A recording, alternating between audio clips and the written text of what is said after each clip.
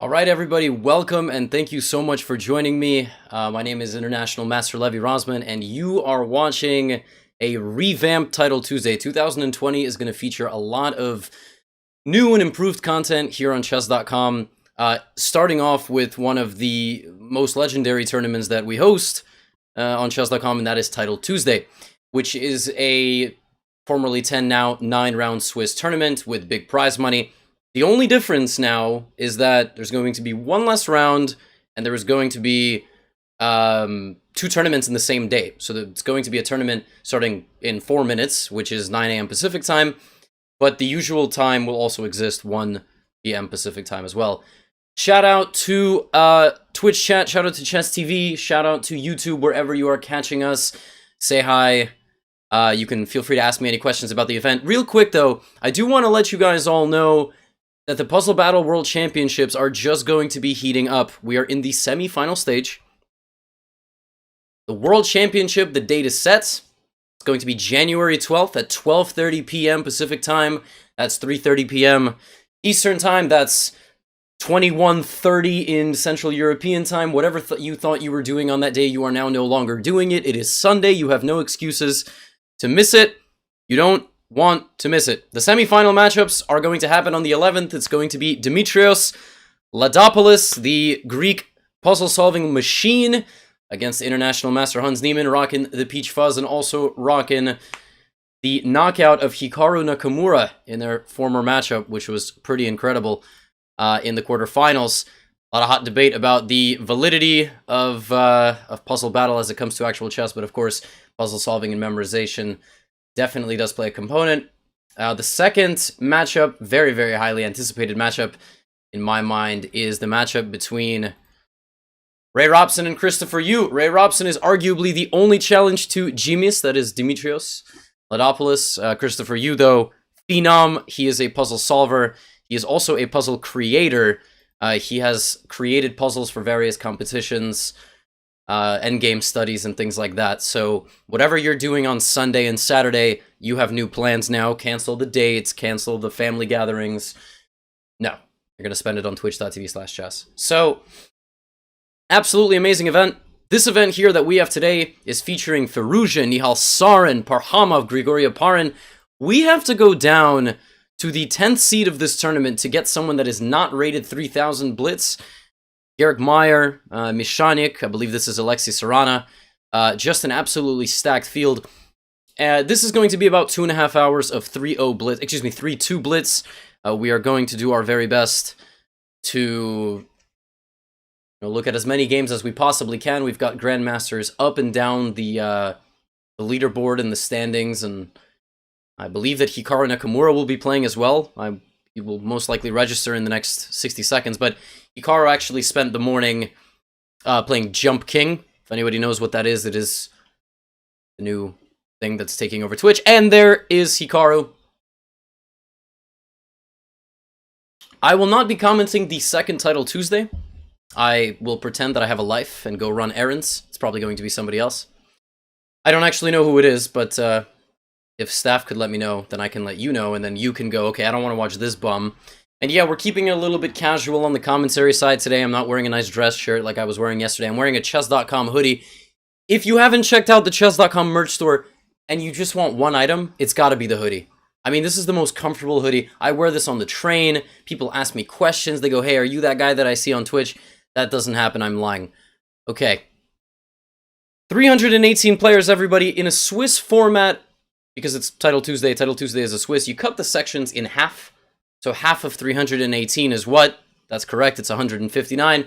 Top 159 versus the bottom 159. One will play 160. And from there, you play the people that have the same score as you. So, the second Title Tuesday is at its usual time. The games are underway. So Hikaru's first round opponent is a 2500 Eastern FIDE Master, which in this tournament, somehow they just get a bit stronger. And Hikaru starts off with c5. Now, we don't know if he's actually going to play Benoni. He might play Benko. Okay, he's just playing Benoni. This is, I'll show you guys the game from Hikaru's perspective. I think he might play what's called a delayed Benoni or a reluctant Benoni. It's when black plays e6 but delays the tension between these two pawns. Actually, there's a course coming out on this opening somewhere. Someone wrote a book about this delayed e6. I don't know exactly what it is and where it is, but Magnus has played it, and basically you just keep this here. He might take immediately, but he will play like knight a6, knight c7, or rook e8 and things like that, and trying to bait white into playing the move a4 so that his knight now can maneuver along the dark squares. So, yeah, again, now he takes. Okay, so we just have a standard Benoni. Let's check in on what opening Daniel Dubov has prepared for us. He, of course, is an opening specialist. Okay, nothing crazy. Playing e4, plays a g3 anti Taimanov Sicilian, also playing a very highly rated. Wow, and b3 bishop. I've never seen this in my life. I've never seen somebody fianchetto both bishops in a Taimanov. But he does this, and this plays this kind of wacky maneuver with the knight on c4, so he can put the c pawn forward, and now launches all the pawns. And again, he's extremely strong player, very creative opening player. And in Blitz, I mean, anything goes. You can really play whatever you want. I would anticipate a king h1 in the future so that he never has to worry about anything like this. And now Dubov is basically just trying to figure out which pawn he will push forward next. There is no benefit of putting, you know, all the... Yeah, there we go. Look at me predicting moves made by the Super GMs. Let's check in with Daniel Naroditsky. If he's playing with the black pieces, I imagine a Knight or for a King's Indian is something that he played. It is a King's Indian after all. Daniel is a King's Indian specialist. Playing this a5, knight c5, c6 system, and now advancing on the dark squares. So, yeah, Daniel, opposite side castling here. He's got a bishop and a bunch of pawns defending his king. White has sacrificed material. That's, oh, Potapova. I know who that is. White will try to use the open files with the rooks, but I'm not so sure there's enough artillery. I think black is very well defended here. He's got a locked center, and he will use that to his advantage going after the e3 pawn, also playing very fast. Let's check in with Firouzja as well. I know for instructional value it's good to kind of keep along the lines of one game, but I do want to see what all the top players are playing. Interesting, so Firouzja plays a c3 Sicilian. Interesting, so he's and d4, and you know, this is just relatively standard stuff. Firouzja at some point after developing all his pieces will look to launch a kingside attack. He's an attacking specialist, and also black is really passive here. His c8 bishop very, very passive. That's why black is trying to move it to b7 or a6. I imagine a knight e5 is not out of the equation to look for knight c6. And if the bishop were to take, what would happen is that you would secure control forever of the d6 square for the knight, so white would just be comfortably better. I think Firouzja is basically deciding if he likes knight e5 or if he'll just improve his position slowly with a move like rook e1. So we've got a lot of people already winning games. That's because the 2600s usually are at the bottom of the top half, if that makes sense, and then they play... the folks that are at the very, very bottom might be 2200 rated players, 2300 rated players, but as long as they have a title that is verified by Chess.com, their name is out there, then, you know, they're eligible to play in the tournament. So, YouTube, Twitch, Chess TV, you guys have any questions for me? Have any players you want me to follow? Whatever it is, thank you so much for, thank you for joining us again. Title Tuesday is back and better than ever. It's going to be $2,200 worth of prizes today. There's a best stream prize. There's $500 for first place in both events. And we just did this because there's chess talent all around the world. We looked at the demographics of our viewers. We looked at the demographics of our chess players that like to partake in this event. And we're doing it. We're doing it. For all of you beautiful people. Alrighty, I don't know why this keeps bopping me this way. So, after Hikaru traded in the center on d5, whoa! Konstantin Borsuk, not really well aware of the fact that if you castle a certain side, you really shouldn't push all your pawns. Hikaru immediately punishes him. Ooh, very, very nice exchange sacrifice here. Rook for light squared bishop, creating a nice imbalance here, very weak king. Bishop f8 to avoid a queen trade.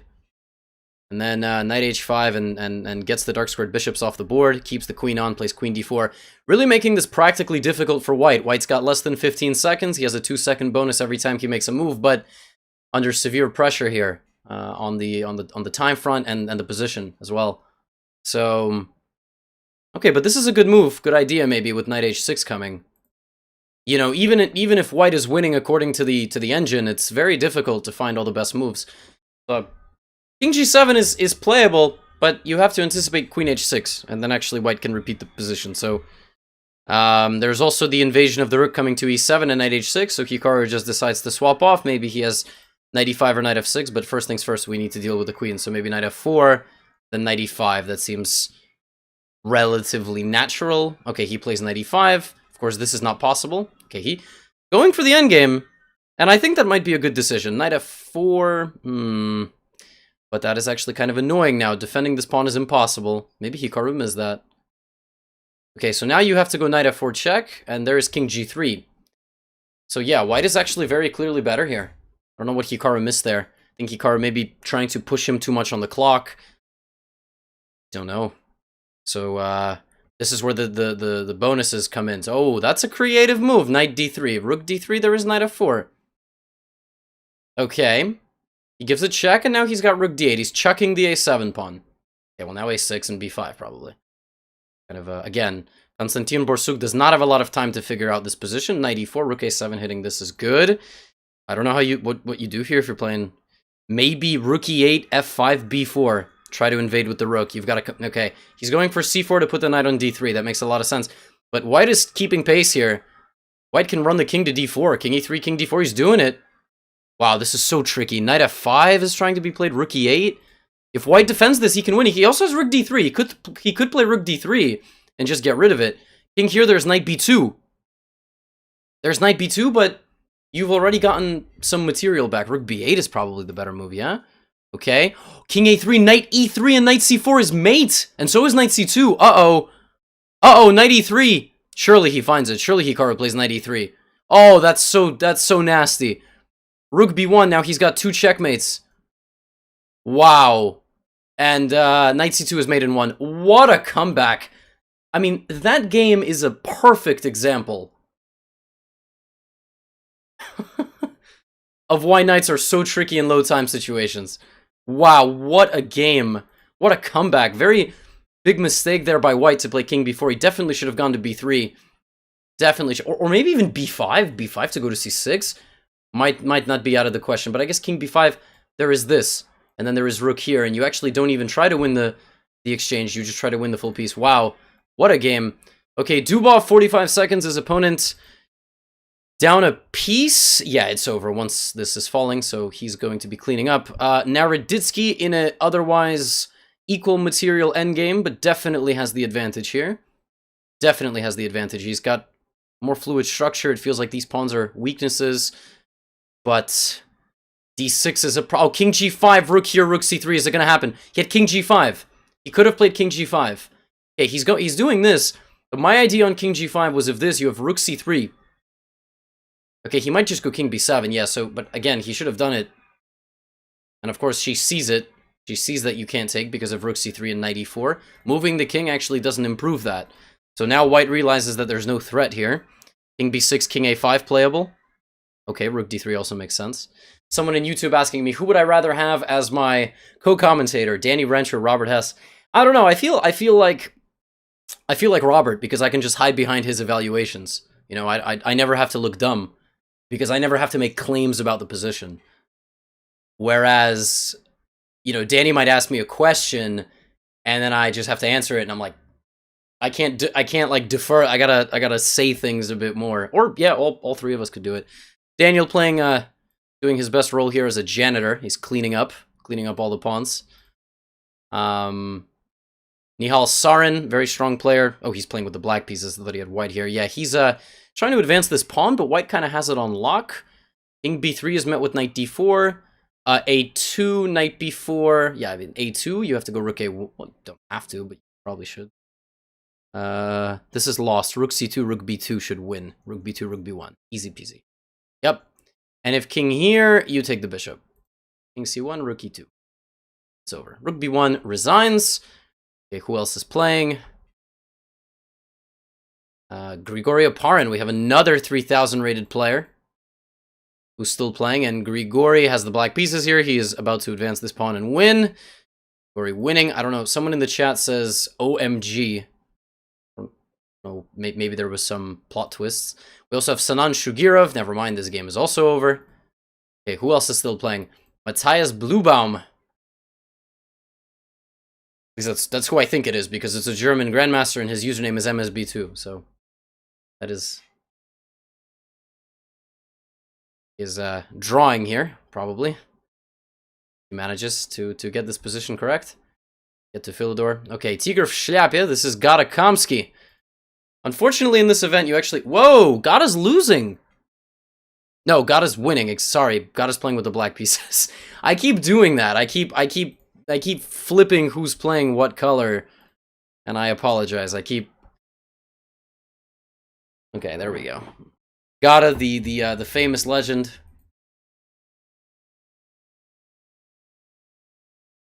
Okay, so that end game is still going on. Some other 2800 rated Blitz players are still playing.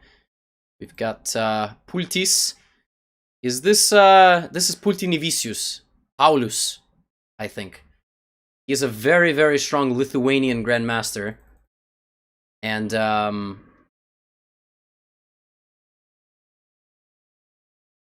he's got a ridiculous 2019. I mean, I think he scored something very, very high in the European Individual Championships. I think he scored very highly in a couple of other tournaments, and he got the GM title by the end of the year. Okay, what's happening here? Cruel Yarrow losing, actually. He is playing with the white pieces. Cruel Yarrow going down against an FM. Upset alert, 380 points here in the first round. Listen, anything is possible. And Cruel Yarrow disconnecting. Wow. Well, that's the danger of thinking you're just a random grandmaster participating in Title Tuesday. Is that we might catch you on stream being a little bit unsportsmanlike toward the end of your game. So, Yaroslav Zherebuch is a player here from the United States. I think he attends St. Louis University or somewhere. He did. Losing and disconnecting. So, do we have any more games remaining? We do. We've got Rook and Knights, and we have we have an FM rated 1700 in Blitz. Okay. The FM is trying to convert a position here with the black pieces. Definitely winning at this point. There should be Rook D2, and how are we gonna win this? Because the pawn has advanced beyond the Philidor position, which is on this rank. Probably king. Okay, he just goes here. No, why not king E1? Am I missing something? Okay, Rook D1. He just plays. There we go, king. Got it. Sorry. Yes, no rating shaming. I apologize. Our average viewing audience might be slightly lower. All right, the pawn is promoting. The king runs. Will they play till mates? Okay, this is a draw, I think. No, Red Bandit's still continuing to play. I mean, there is some winning chances if you're not careful, but as long as the knight is kind of close to the king. But this is looking like a problem now. I think this is lost because king f2 and it's force mate. So for example, well, what happens if knight d1, then rook a1 and rook a5 and or that? Yes, that also works. Yes, a lot of kids in the chat here going crazy. The teenage viewing audience on Chess.com. This is better for them than TikTok, we promise. Listen, parents, let your kids play on live chess. Don't let them play on don't let them make any TikTok memes. This is much better for your mental health, for your critical thinking skills. So round 1 in the books. We don't have any major upsets. So let's keep an eye on all the top seeds. Crescent Moon 2411. I don't know what 2411 is, but Dulles, Daniel Naroditsky, Faruja. I'm just going to click on a bunch of games from the top guys. Anton Demchenko, Eric Hansen is playing. Let's watch an Eric Hansen game, yeah? Eric Hansen just played b4. Eric Hansen just played b4. Okay, was that a mouse slip, or did someone donate money to make him play the orangutan? You know what I think? I'm going to hypothesize that someone donated to make him play this opening. I don't know. Eric Hansen does not. He's a serious guy. He plays E4, D4. Trust me, I know. I've been on the receiving end of a lot of Eric Hansen beatdowns in Blitz. It has not gone my way. Let's put it this way. Okay, well, I mean, now we're just back to normal territory. Now it's a King's Indian with various queenside expansion. But when you're 2,900, 3,000, you can get away with a lot of different things. All right, let's go around the horn here. Oh, Hikaru mouse slipped himself. He meant to play b4, but he played b3.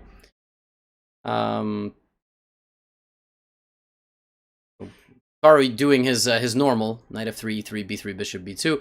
Maybe Hikaru deliberating whether to take. I mean, at this point, white has a ton of flexibility. You can play d4. This setup is a little bit suspicious by black, though. Now we're in a... God, what even is this? What pawn structure?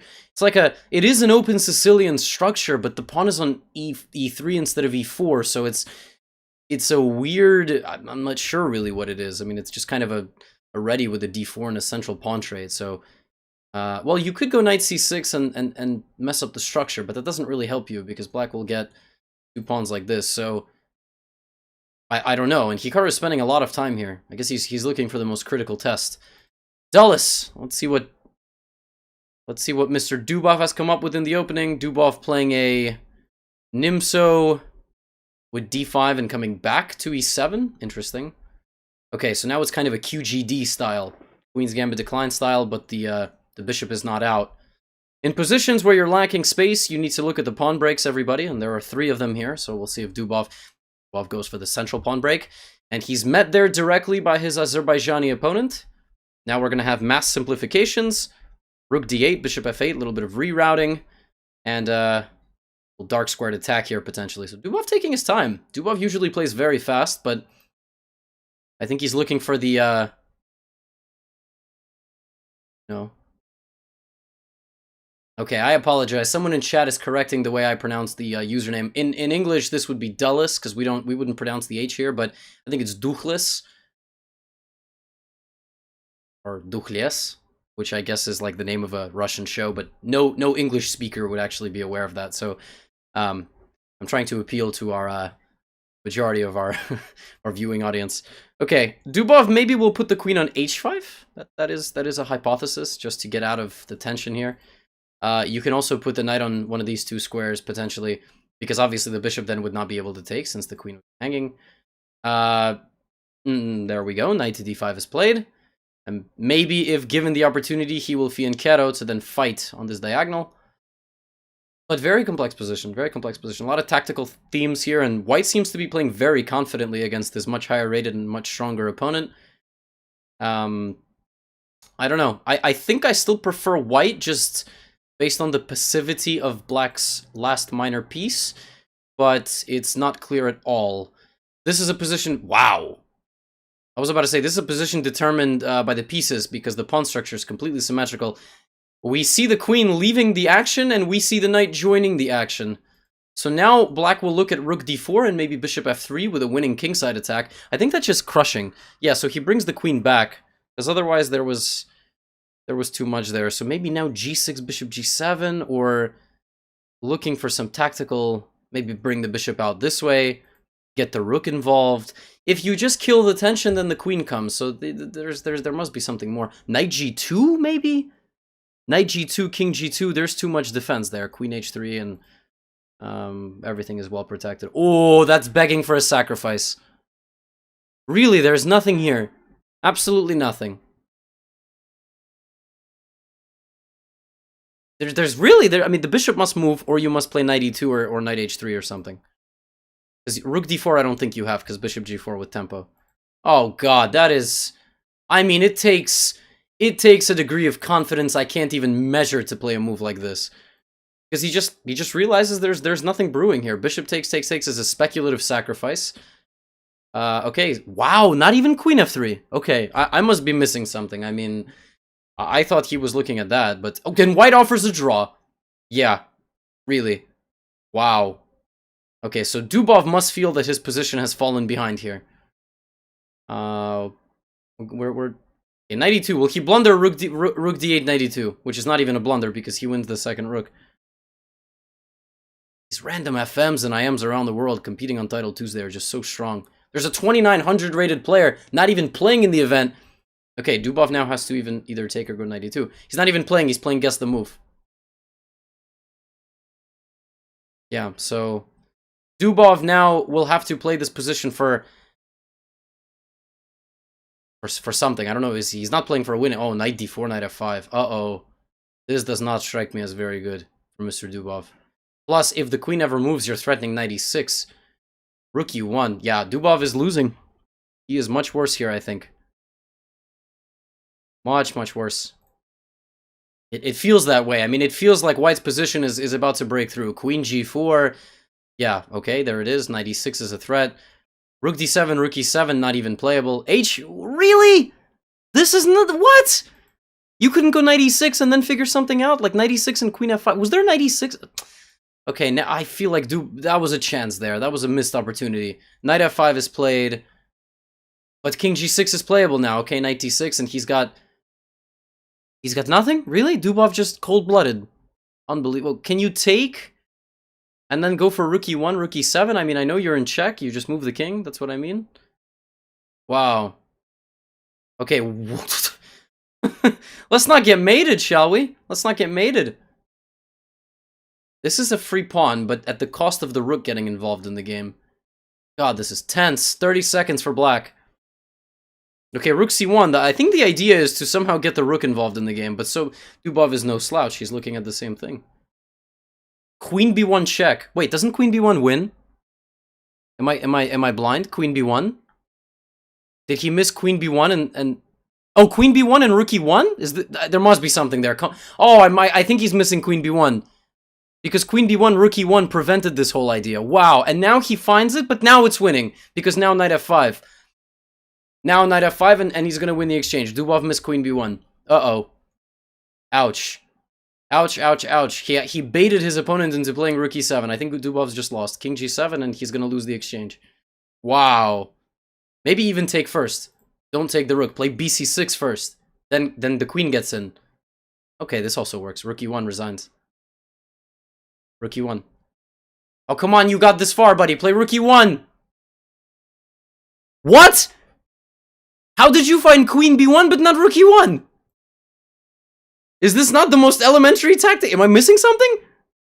What is this? Okay, now he's getting nervous. Oh my gosh, I'm beating Daniel Dubov. I'm getting nervous now. Knight e7.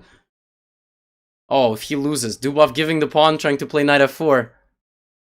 Looking for mate. Will he find mate? I don't know if he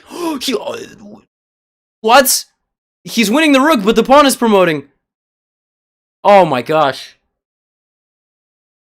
And Dubov can't get back in time to stop the queen. So he plays king f7. Okay, now he will get back in time. King e7. This is wild. Okay, pawn push and it's over. It's over. Queen e4. Getting a little bit nervous now. Okay, okay. Perusha has won his game. I think you can even push and be winning. But there's no need to do that.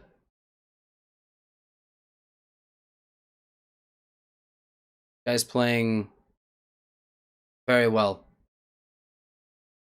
But not without hiccups. Not without hiccups. Whew.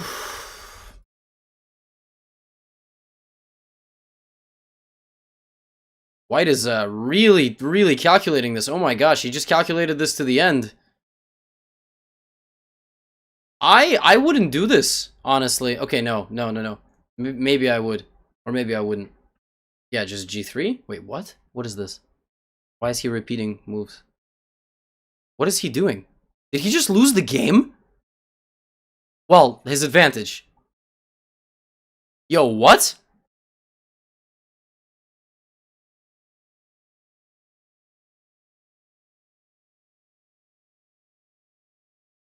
What just happened? What is this? How did Dubov go from almost down a rook to up a pawn? This is unbelievable. And Hikaru lost also. Hikaru lost to Mr. Crescent Moon. What? Oh, Title Tuesday is getting real weird, man. Listen, Title Tuesday gets weird in the later rounds, But it's getting real weird. It's getting real weird early. Okay, Dubov going for the a3 pawn. I don't understand what's going on at all. I am so confused. Dubov now is in a winning queen and pawn endgame, most likely. Well, winning might be strong. I mean, there might be enough of a geometric sequence here to make a draw, but given the way... Oh my gosh, and white loses immediately.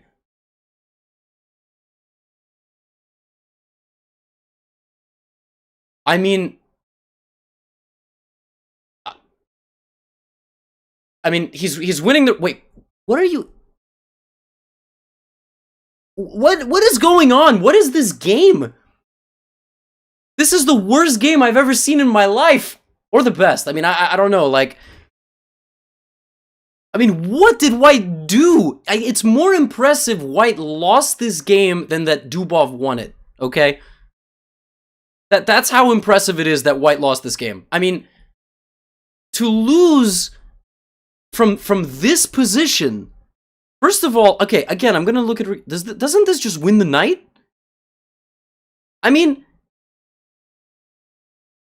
Let me just verify this from White's perspective. This is just an X-ray. The craziest thing about this move is that you just found an absolutely disgusting tactical sequence to secure the knight on f5 and win the exchange. And then the knight just went there. I mean, I'm incredulous. What an abomination of a game. I mean, okay, you know, look, all I have to say is Crescent Moon upsetting Hikaru. We've got a couple of games still going. No other upsets. Hikaru losing. Let's see what happened in this game. I mean, Hikaru with White. Wow. This is pretty wild. Just a complex middle game fight, I guess. Hikaru just rook and 2 pawns for 2 pieces. Okay, I mean, black with some... Black playing jump king. This is jump king right here. Up! And now you fell back down the alleyway. And... I mean, Hikaru just lost, I guess. I mean, I don't know what else to say. Somehow this endgame must just be lost for White. Too many pawns for black. Wow.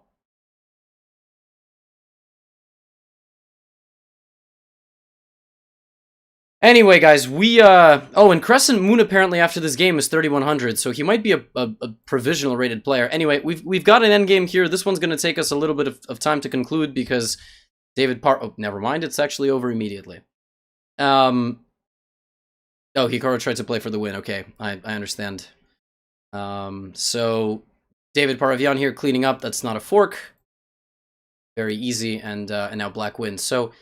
2 rounds out of 9 complete. We're up to 337 players. That unfortunately means that someone will have a bye because we can't pair people if there's an odd number. But yeah, everybody else in cruise control so far. Now we're going to see 3,000 versus 2,700, 2,800 matchups. Next round is about to get underway.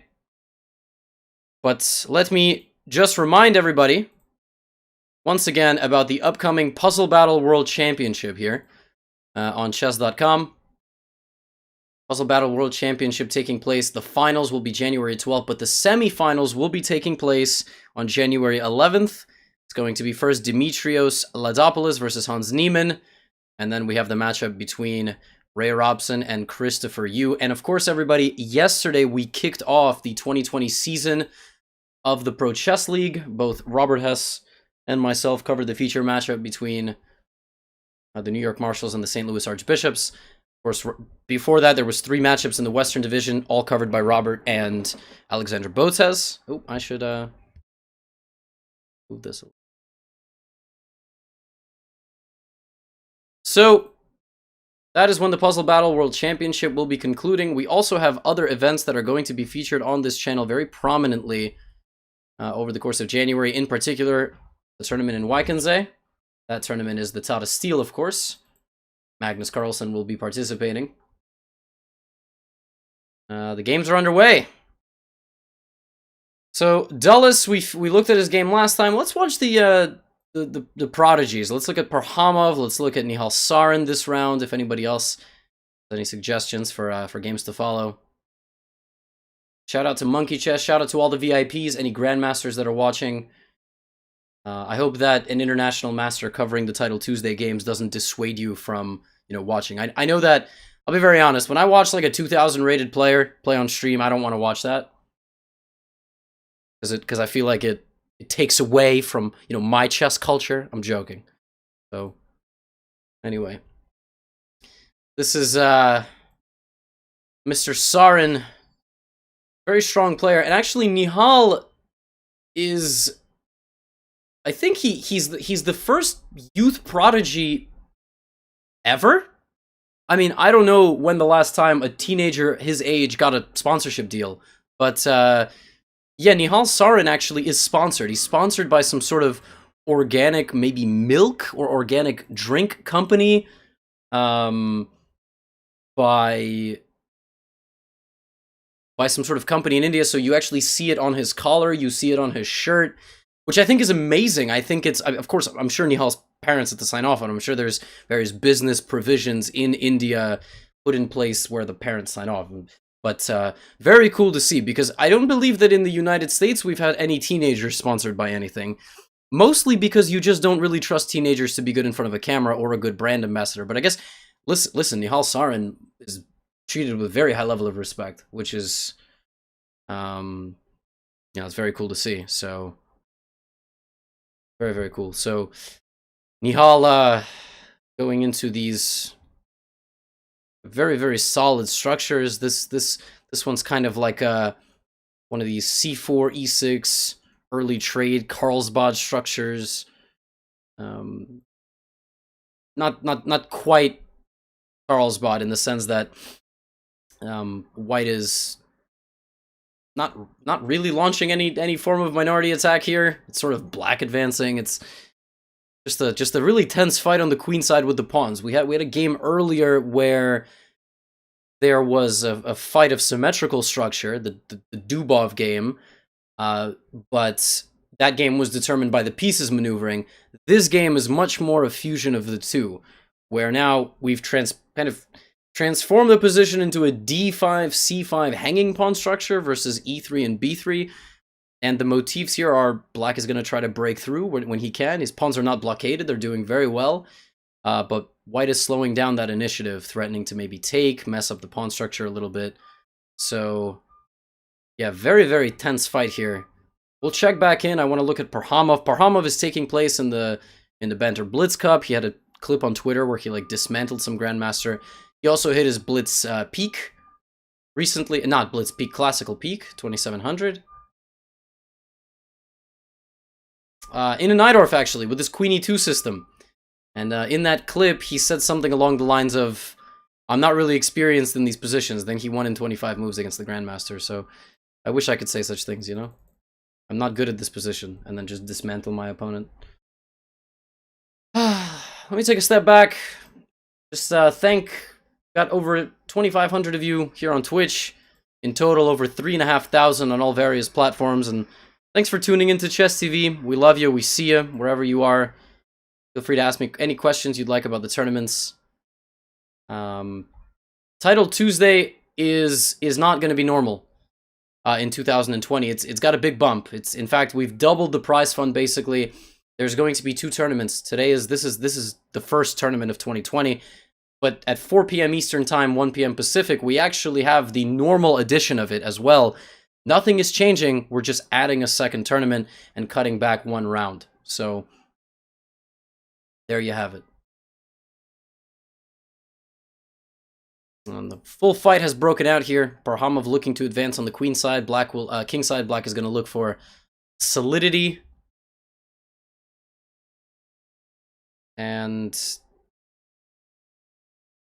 But the queen side looks very solid for Parhamov. I mean, the only way you're going to break through this is if you're going to sacrifice a full piece. And Attack Tumeyu is a very strong player in his own right. That's Razvan Priyatu.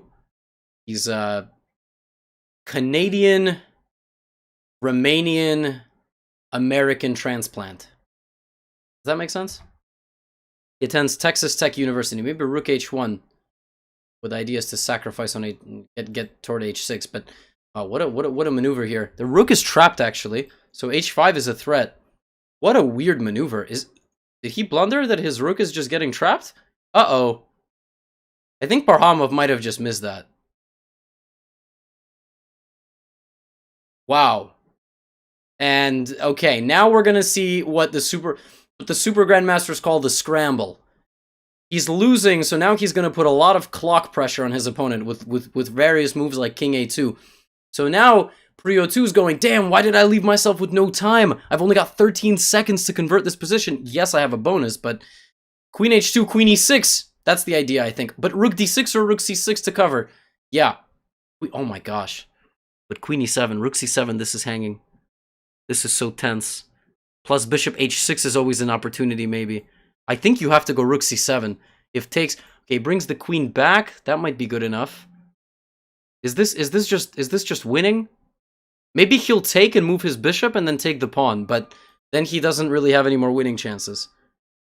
So let's see what he comes up. Maybe takes and bishop d5. Well, that's if this bishop takes. Then, I mean, the other bishop can take as well. Maybe, no, queen a7 is met with rook d7 or rook c7, so there's nothing. Wow. Queen g5 doesn't do it because you lose the bishop. Very good move by Rozman with 6 seconds on the clock.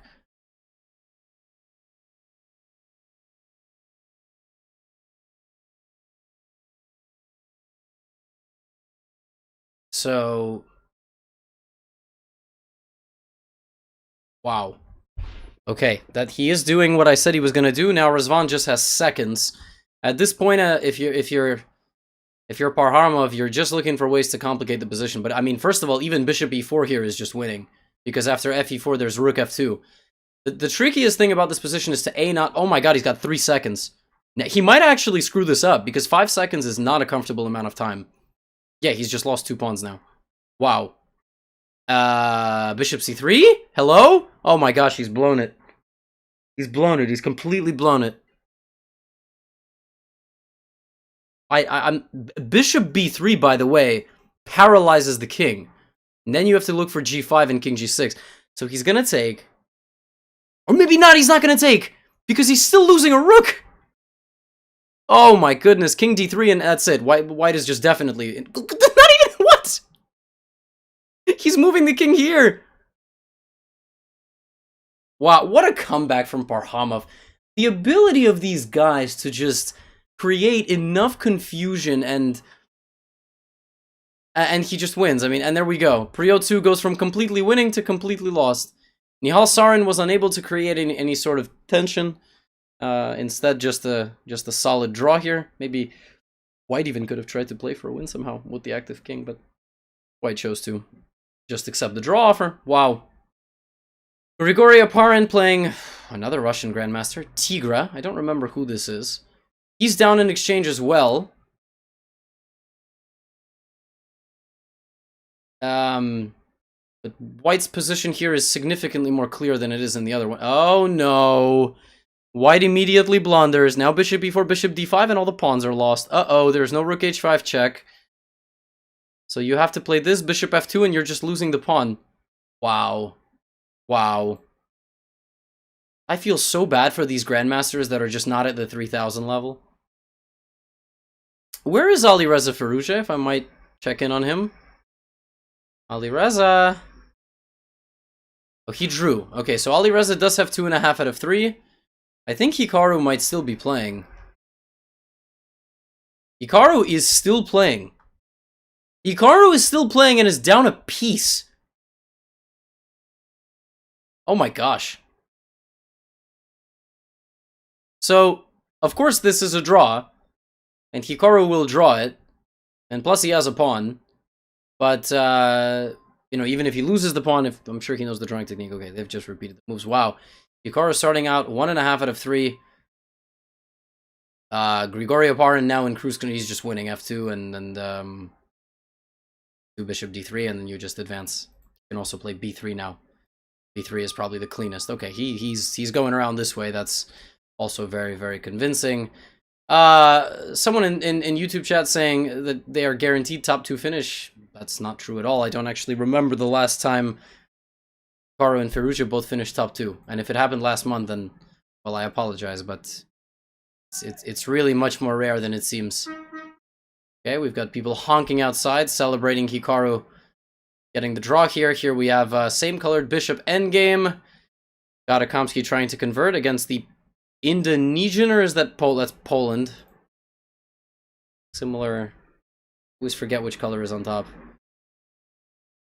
So, Gata looking to convert. It's going to be very difficult without the f3 move. So now Gata looking for bishop d4. Gotta bring his king around somehow, bishop e5, but then he's got this weakness to deal with. I'm not sure it's possible to get in here. Gata could prove... Okay, bishop g5 is a good start. Now we can start walking the king. But how do you get the king away from e2? I don't think it's possible. I think if the king stays here forever, it's just impossible to get it out. Yeah, and they've drawn. There's no way. There's no way to win this.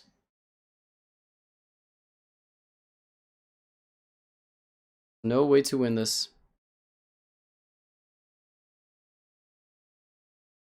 Alrighty. Vincent Blom. I've played this gentleman many times in Blitz. FIDE master from the Netherlands. And what is this? Aruba. Okay, well, look, I apologize. I didn't know that. Yes, that is Gata, the famous freaking legend himself. Unfortunately, I cannot say certain words. Alrighty, and now we sit back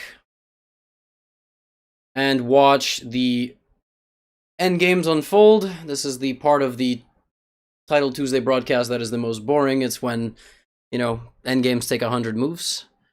Rook and bishop versus rook is a draw if you know how to draw it. It's actually relatively simple. You have to move your king into the corner of the opposite color of your bishop, and then you can just cover up with bishop checks. Actually, from the center, you have a higher chance of losing, probably. But there are certain things you have to remember. So...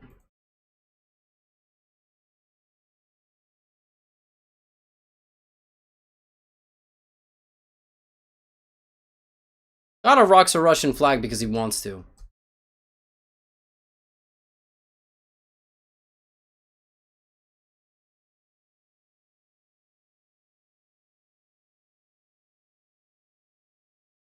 So...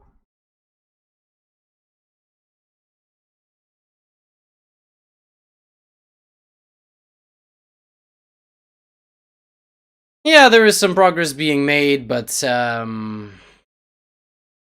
I mean, we're not going to win this because checkmating is completely impossible. And this is the last game remaining, so I'm glad I chose it. Alrighty, I'm going to take a sip of water. 3 rounds down, 6 more to go. After round 7, everybody, we do take a prolonged period of time for a break, just a longer break than usual. And we do that so that the Fair Play team can catch up to all of their analysis. For the players to get a break before the final round. I seem to have offended some of you in the chat. Sincerely apologetic for that. Just hanging out here. Not much I can do here. Alright, the players have finally drawn the game, and round 4 will begin. I'm now going to take a sip. Not a sponsored stream, by the way. Alrighty. Hikaru's got a game against Artyom Ilyin. Never heard of this guy in my life, but of course he's a Russian grandmaster. That's usually how it works. Alright, Svein Rasmus. Svein Rasmus. A lot of players on 3 out of 3. Let's watch a Danya game. Danya always coming to fight. Danya playing a Jobava London. We'll see what he does here. Bishop d3. Guys, the next round of the Title Tuesday, the second edition of the Title Tuesday for the day, should really not be a surprise. It's the same time as it's been for many years. That's 4 p.m. Eastern, 1 p.m. Pacific. That is in 3 hours and 15 minutes. The only earlier edition... yes, dihydrogen monoxide. Exactly.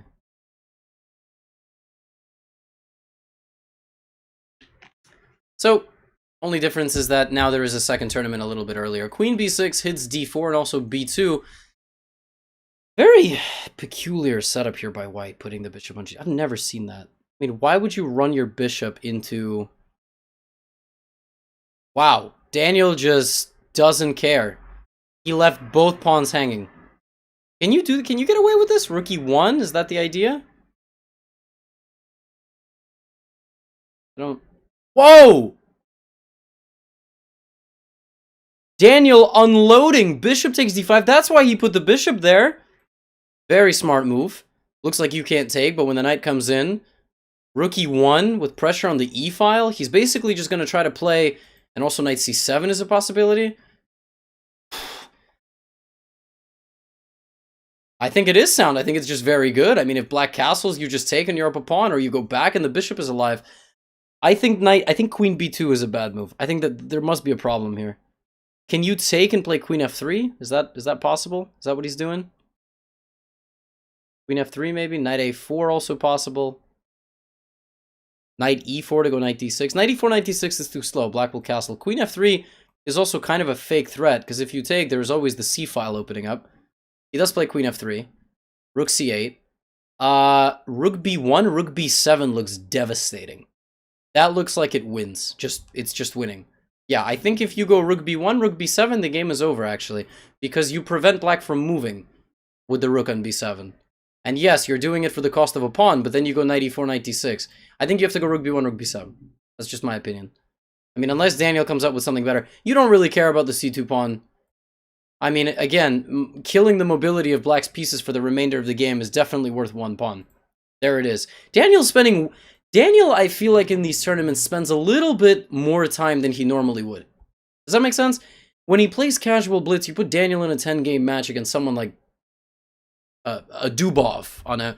Yesterday, for example, they played like a 20-game blitz match. Daniel will play rook b1, rook b7 in 5 seconds. But he spent 40 seconds on this. Right? Like, I came up with that in 3 seconds. I'm not a particularly good player when you compare me to Daniel. So Daniel just takes a little bit too long, I feel, sometimes, coming up with these ideas. And a lot of grandmasters do. A lot of grandmasters where the flow of the game comes a bit more naturally to them. If the stakes are a little bit lower, they might take a little bit more time. Maybe he calculated this far in his head and he decided it was speculative, but of course a6 and c6 are hanging, so I don't know how speculative it is. You know, again, he could have gotten to this position with 30 more seconds on the clock. And that's actually a relatively good lesson for the general viewing audience. I mean, 95% of the folks watching are not necessarily titled players. When you see an idea like this, and it's at the cost of a pawn and it's blitz chess, you don't necessarily have to come up with the full concrete evaluation. Obviously, if you're playing a 90-minute game over the board, you probably should see this far ahead. Probably should get like 4 or 5 moves into the future. But I feel like this, in my opinion, is already good enough. You notice that black struggles. Black can't castle. Even if black moves the knight, the bishop is still on guard. Any piece movement is so... Just some blitz tips and tricks. I mean, you'll notice any strong blitz grandmaster, blitz player that is a grandmaster will always say that like 30-second advantages, 1-minute advantages in blitz, they really amount to, you know, like a pawn advantage or half a pawn advantage, right? So it is a good thing. I do see people in YouTube chat, I'm getting asked this question, well, isn't it a good thing to make sure? Yes, but I urge you to think about it in reverse. How many times so far this event have we seen a player on the winning side of a position get low on time and botch it, right? So Axel Smith, who's a Swedish grandmaster in his book, says, and I think it's called Pump Up Your Rating or something like that. You know, he says that if you lose a game in time trouble, it's just the same as losing a game in the middle game. You play too fast, so you lose. The whole point. Actually, it hurts more to lose in time trouble because you were winning at any moment, right? So anyway, now we've got an endgame where everything is the same except white has an A pawn. White has an A pawn, so my caveman brain says play rook a1, push the pawn to a7 and win. But obviously it's not going to be so simple. And wow, Corrales at the top. Corrales is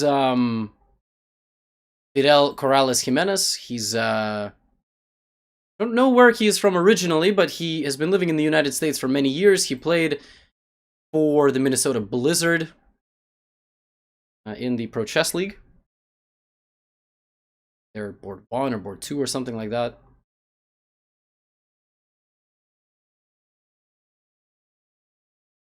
I've been informed that he is Cuban. I went to Cuba. I actually was by the building that was the kind of meeting place of the Capablanca Chess School, but it was closed. I was like, maybe I'll go in and play a couple games, but man, Cuban chess is nothing to mess with, man. They are some very, very strong players. There's actually right now there are 3 brothers, I believe. Quesada Perez. There's Yasser, who is the middle brother. I played him a couple times. There's Unieski. And there's youngest sibling whose name I'm not even sure of, but he's like a strong international master. So yeah, there's a second Yasser out there in the world. Alrighty, Svein Rasmus is defending very well. He's getting the better of these complications. Danya didn't mess it up. Danya did mess it up. And most likely the players will make a draw here. But again, look, those of you arguing with me in the various chats that I'm whining about nonsense, look what happened. You might say that, well, it wasn't a time thing. Svein Rasmus just defended very well. Listen, time is important in Blitz. I think this kind of proves my point. Let's move on. We've got a couple people on 4 out of 4, a lot of players on 3.5, including Crescent Moon, who actually knocked down Hikaru in the second round. This is a draw, yes. Parhamov still battling, another perfect score. International master from Russia. Parhamov just played knight f2, that's winning an exchange, but he doesn't even want it. He's going for the goodies. Okay, bishop g3, and that's it. Knight e4, and the game is over. So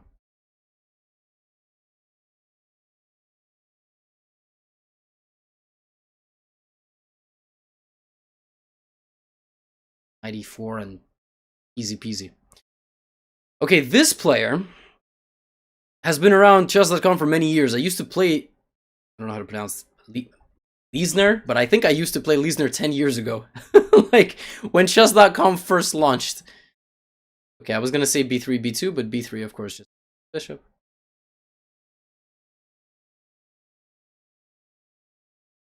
Knight e2. Conversion now for black against Grigory Oparin. Grigory resigns, and Liesner gets 4 points. 4 out of 4. How many games are remaining? Hikaru is still playing! Oh my goodness. And he's losing! This is unbelievable. Hikaru has had lost positions the past 3 times we've checked in on his games. Crazy. Well, now, I mean, it's nearing a draw because black has what might be a fortress. I just have very, very good defense here. Bishop f6, g7, king h7, etc. Who said that he hypothesizes that Hikaru and Firouz should be top 5? I mean, look, we've got 5 more rounds to go. And look, I gotta tell you, Hikaru spent the morning playing Jump King. For the chess fans around the world and wherever you're watching from that don't know what Jump King is, it's arguably the most frustrating video game that exists right now. So when that messes with your psyche over the course of the morning, you kind of lose self-confidence, you know, to a degree. Right? Let's give the man some respect. David Paravian here with the black pieces, just lost. There is nothing here. Queen b7 and a7. He is losing. I don't know why you put the queen on d7, but nonetheless, queen d5, and you win the rook. Queen d5 was winning the rook by 4. So was queen e7. Good move. Dr. Velja. Any more games? Ooh. This is a very intriguing matchup. So everybody knows who Mishranik is. Queen a7 blunders a pawn. Queen a7, queen here. Hello? Hello? What? When I find better moves than the grandmasters on the screen, there's a problem. Because I am not as strong as they are, okay? Oh my gosh, how are you, like, not mating the guy here? This is wild stuff. Queen a7, king d... Surely there is no mate. I mean, surely the what? Knight d6? I don't like this.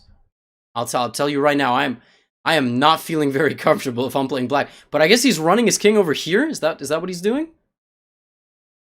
I guess he is. Oh, king h2. Okay. That is a very confident move, saying I don't know what else I have to do in this position. Alisher Suleimanov is a Kazakhstani international master. I was at a few tournaments with him earlier this year. Queen f4 resigns? Yep. There it is. Nishanik is Alexei Sarana. Needs no introduction. Very strong player, Alisher. He like won every Blitz tournament. The only tournament that he didn't win was the one I played in. But he also didn't play in that tournament, so I can't really flex, you know, because he didn't show up. He won the next one. There was, in the Czech Open in Pardubice, Czech Republic, there was 3 days of Blitz events. He won the first and the third one, but he never showed up to the second one, and I was able to win that one. So thank you, Alisher, for getting me a nice payday of like 70 krona or whatever I got paid. And then he like did very well in another Blitz tournament. I think maybe Riga he played. So yeah, very, very strong player. Here, Shugirov, the Grandmaster from Russia, winning against Raunak Sadwani. And Mr. Renato Tseri with the white pieces here, converting an extra pawn endgame with the bishops. Renato Tseri Luhan is a staple of Arena Kings here on Chess.com. Anytime there's an Arena Kings, he is playing f4, f5. Coming by white, there is no other way to get in here. Can you win this? Is this winnable? Again, it's another situation like Gata had, where you have an extra pawn, but it's very difficult to get the king out of this square. But this strikes me as definitely more winning. Yeah, this is very nice. Bishop h4 now kicks the bishop off of this diagonal. Very nice. But bishop d8? Yeah, wait, bishop d8. He should have played bishop f6 first, probably. Now bishop f6. But then bishop d2. Wait, it's not so... But then f4. Oh my, but king e6. Gosh.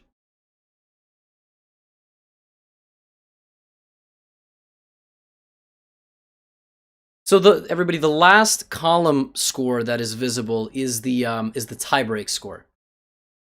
There is a tiebreaker score, which always has to do with how your opponents are doing. It's like the sum of your opponents minus the lowest one or something like that, and that determines ties and everything like that. Because obviously, if you play the strongest opposition, your tiebreakers favor you. If you played a bunch of people that scored 2 out of 9, then well, that means you played a bunch of bums. But it's over now. Yep. Is that the final game, or do we have another? No, we have one more, and okay, this is a losing pawn endgame. King is too far away. Ufigi Homayun, Grandmaster from Iran. That's it. One endgame makes the difference. If this king was on this square already and got to play king c2, it would be a draw. Really, if this king was anywhere that could go to b2 on the next move, it would be a draw. Round 5 is underway. Hikaru, well, we are following Hikaru because we've always been following Hikaru. But the 4-point score group is down to, what is it, 12 players? Who in the 12-player score group are you most interested in? We have Parhamov. He's playing Fandorin. Who's Fandorin? Going to my other trusty other tab. Chess.com/member/ Maxim Chigayev. Yes. Who it is.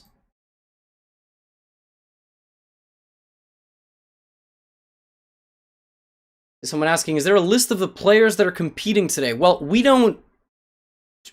take registration throughout the course of the event. There is even late joining now. But there is no way to publish the list of the players. I mean, we hypothetically could do it 5 minutes into the start of the tournament, but the easiest way to see the players is to go into live chess yourself and then go to the tournaments tab and click and scroll through. We don't really think that there is a benefit to publish a list of 300 players. Probably the best thing to do is... Okay, this is actually fascinating. This G and H pawn idea was used by Daniel Dubov against none other than Rajabov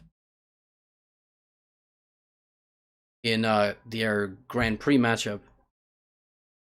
So then they drew in 13 moves. It's move 12, so these guys might as well draw now, because yeah. So at this point, Dubov played a move, not exactly this position, but a move was played and Dubov offered it, or Jabov offered a draw, and Dubov accepted it. And I damn near spit my drink out on my screen. I was like, what's the point of playing an aggressive opening idea but not following it through to the end? Like, why would you show the world you have this, then not disclose it? I guess he's just looking for a future game to do it. Oh, that's my hypothesis. Corrales, fan favorite. Corrales is playing 2 Vladimirovich 90. Which, for the life of me, I don't actually understand what it means. I believe it's Dmitry Andreikin. Check that on my other screen, that it is Dmitry Andreikin. I think it is Dmitry Andreikin. It is Dmitry Andreikin. I love looking at Russian players' pages on Chess.com because they put their city, you know, they put their name and then they put their city. And there is like a 90% chance I don't know what city it is. Like, the city Dmitry Andreikin put on his name is Ryazan. I've never heard of Ryazan. I've really never heard of Ryazan. And that's, I mean, Russia's just so massive. I think Maxim Chigayev's city was,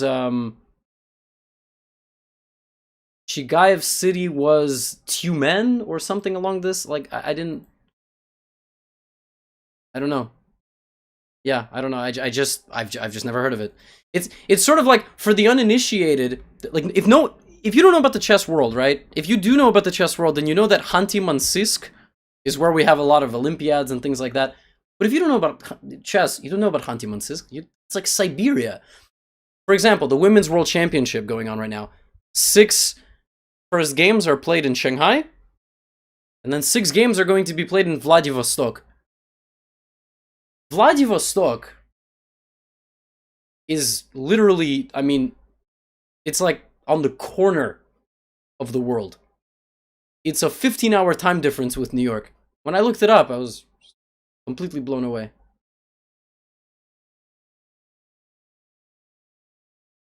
What? So, anyway, my favorite thing to do whenever they decide where to host a tournament in Russia is to look it up on the map and go, what? That exists? Anyway. We're looking at Corrales' game here. I'm getting a little bit off topic. Corrales obviously in trouble here. Material is not in his favor. He's down a pawn, and it's also very much on lockdown. The bishop on a8, very sad piece. This is like Batman, you know, in the or Bane, standing at the bottom of the well, looking up into the rest of the world. Okay, I have been requested to look at a game of a Dutch superstar. That is Thomas Beertsen, who's still an international master, who plays the wing gambit in the Sicilian. Okay, now we have a kind of a... Actually, okay, so I'm not sure if I'm allowed to do this. But I recently made a course on 1e4, and this position is in that course, except it comes with a different move order. The move order is a3, e6, b4, takes. It's a fascinating way to play against the Sicilian, and it actually is happening in this game right now. So, white gets this completely massive center, and then just goes on a massive sacrificial attack on the king. This is incredible. I'm actually not even sure this is winning. But, because he's down a piece. But he's having fun, and that's what's the most important. Right? This is, I absolutely love the a3 Sicilian, and I love it exactly for this reason. Look, yes, you can be Maxime Vachier-Lagrave, and yes, you can play the Najdorf, and yes, you can have a truly fantastic classical understanding of chess, but if you are a casual player, you're 15, 1600, why get involved with the depths of the Sicilian? Play the a3 Sicilian. Do you know how disrespected your opponent will feel when you play 2a3? I mean, really. What are we after here? Are we after for classical learning of the game, or are we after winning? Come on, don't lie to yourself. You don't want to study the Berlin or the Najdorf. You want to win games. Look at this. Bishop g2, knight h3. Not the best advocacy for the opening itself. I mean, Kleinebier ended up overstretching a little bit all of his sacrifices, but Yeah, the position is still a lot of fun. Very interesting. Is Hikaru losing again? Wait, this is completely crazy. Okay, let's go focus on the people that have perfect scores. Parhamov is battling Chigaev. Parhamov is up a pawn and up a lot on time. And last time we saw that really work in his favor. But Rook b1, and what I don't like is that he doesn't have a lot of space. That makes this position significantly more challenging. His extra pawn is like this. This, really. He's not...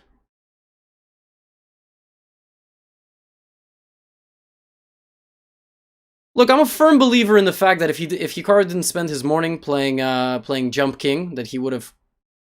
That he would have had a better mood. I think video games just tilt people. Especially because when you play them... you know, when you play those games on Twitch, people come from those communities that might not know you, right? Like, when you set your category to that video game. And that's always dangerous, because those people... Trust me, you think chess has some strange people in it. Those communities... Whoa, that is not the move. No, that's not what happened. So, okay, taking, and Parhamov is now suffering the fate that he suffered against Attack to Mate You. Razvan Prio 2. He is losing. Or he is slowly getting there. Fantastic maneuvering here from Chigaev. This triangulation with the queen, winning a pawn. This endgame is basically just a beaming example. Oh, is this perpetual? I think there was a blunder there. Uh-oh. Uh-oh. It's gonna be a draw, I think. Or maybe Parhamov can even play for a win? Unbelievable. I think he's winning. Wow. Look, I'm about to give his opponent a bunch of credit, then he freaking blows the game like this. I mean, come on, guys. Wow. Okay, I need to analyze that real quick. We're gonna take a look at that. Let me analyze this just for a moment here. What happened? There was... for sure, like, here, things were going wrong. No? What is our... I can't do an engine deep dive, but yeah, Queen c4 and... Okay, no, apparently he never had... Oh, wow. King h7 to meet... I don't know if you guys can see that, but... It's kind of broken. Yeah, I mean, King h7 probably was always a draw, but it really did feel like Black was figuring something out, because this activity in the position for Black... Before, he had a pawn less, now he has equal material. So it felt like Black was figuring something out, but... Hey, Parhamov didn't even draw, he won the game. Anyway. How many games still going on? Oh, we've got some 4 out of 4s playing. Mishanik and Liksner. Polish player struggling here. He's got to deal with a very annoying passed pawn, and yeah. Go.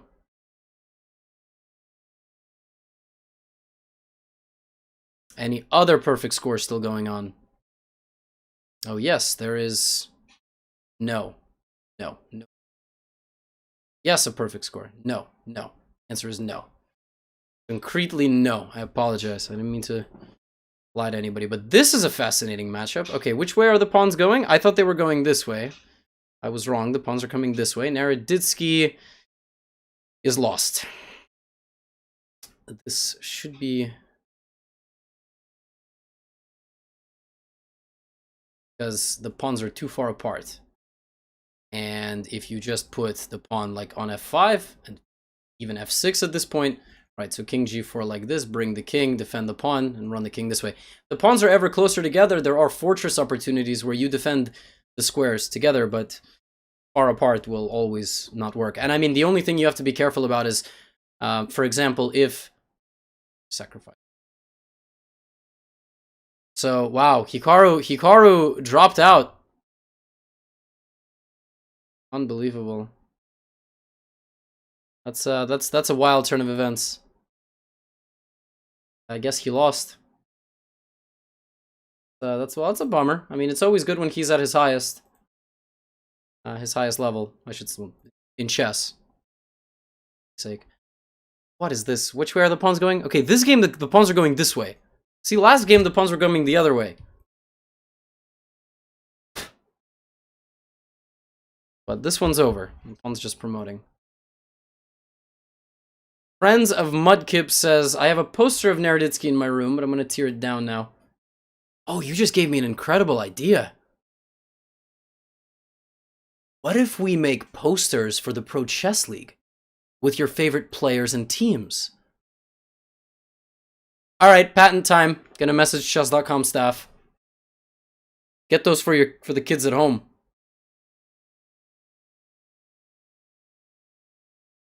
He ended his stream completely? Oh my gosh, wow, he did.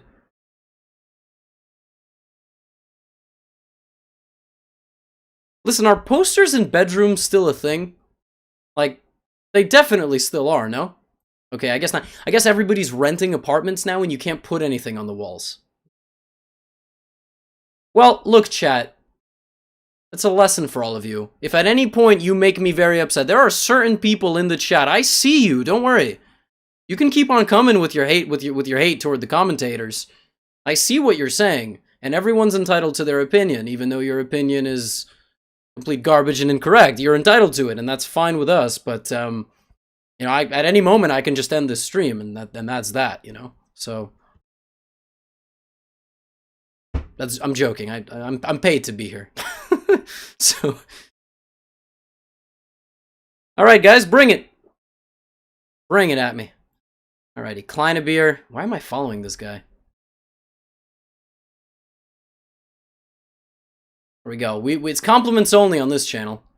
Alrighty, the Russian matchup. Both players on 5 out of 5. Alexei Sarana. What is this opening they're playing? It's a Benoni with Knight H5.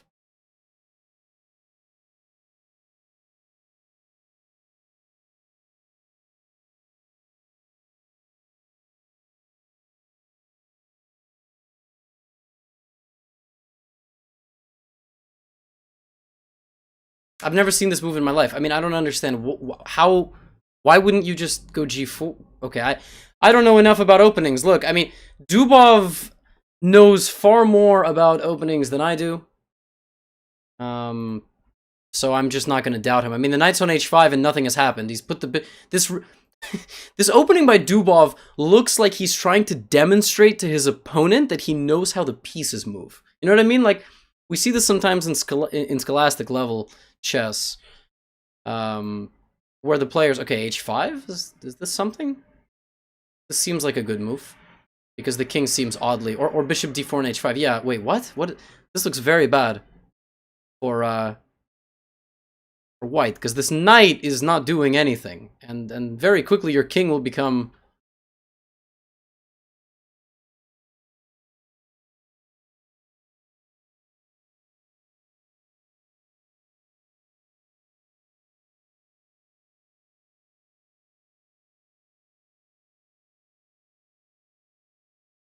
Anyway.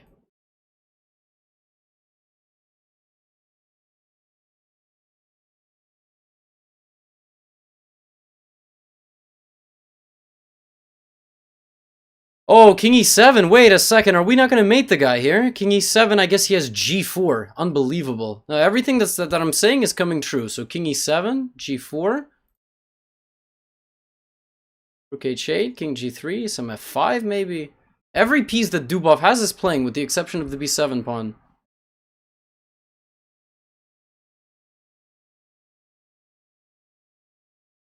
Anyway. Or maybe he's going to long castle. What is he thinking about? Maybe F5 right away? Maybe he's thinking F5 immediately, actually. And he's kind of just contemplating... Yeah, because if you play F5, F4, you win, because then you say, okay, he plays King D7. Maybe he could have played F5. I think he really was just figuring out if he likes this or not. Oh, but... Well, okay, wait. I thought F4 was trapping the rook, but I'm an idiot.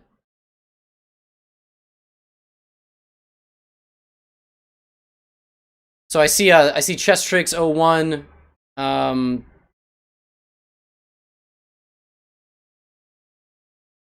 Saying, what's with the hate for all the chess commentators? Look, I don't know. I mean, how about Twitch user UltraBlood, who's written 153 messages in the Twitch chat? The last 50 of them are insulting me individually.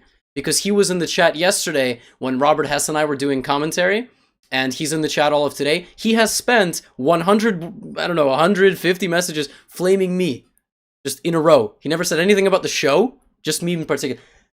Look, I don't know what I did to hurt you so much individually, but my goodness, you need a hobby, good sir. Alrighty, so I think everything that I've predicted so far is happening. We've got f4, rook h8 coming. Takes, some rook h8, rook, bishop e5, things like that. Right, so these are all possibilities here. I think knight e2 is just trying to trade off the bishop, maybe play knight g3, knight f4, or knight e6. All possibilities. Right, so the only problem for black is kind of the trapped rook. For example, if this was not a check, like if the king could go to g2, then f4 would almost be trapping this piece. I don't know. What's up, Chess? Shout out to Twitch. And by the way, YouTube people, you also can get famous with me. I have a very good memory. So, no.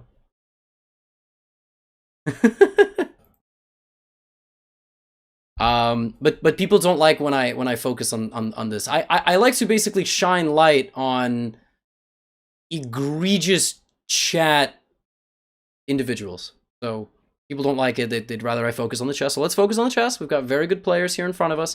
Two matchups are still going on with perfect scores. Crescent Moon, the Hikaru Slayer, the Blood Moon over there, Grandmaster from Vietnam.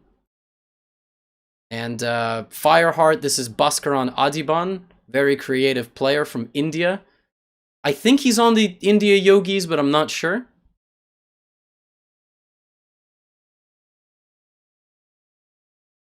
$26.60 FIDE. Okay. Now, friendly reminder, everybody, that when you play Title Tuesday, to be eligible to win prizes, you actually do need to submit a name. There's no anonymity. I mean, there's fair play. After the 7th round is concluded, the fair play team reviews all their notes that they've done. We have very, very, very good anti-cheat measures here on Chess.com. And I'm not just saying that because I'm getting paid. Oh, hey, look, I just got $100 in my PayPal. Okay, back to the chess. So,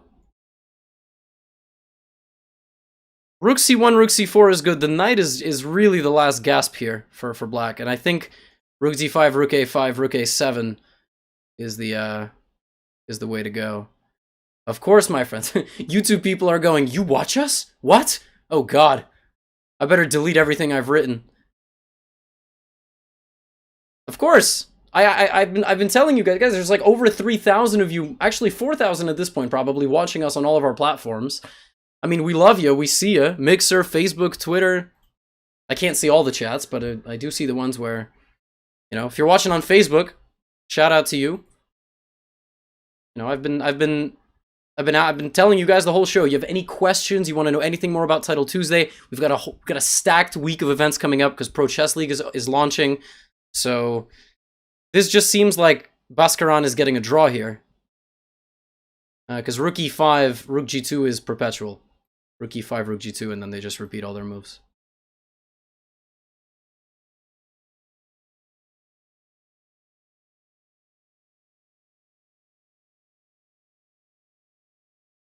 So there you go. Rook h7, rook e6. The king is coming like this. Rook a4. Fireheart has offered a draw. Crescent Moon has accepted.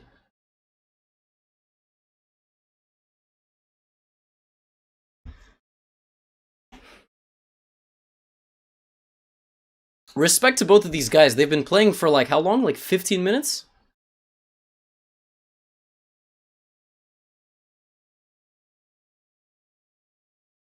Somebody on YouTube asking the best chess book for beginners.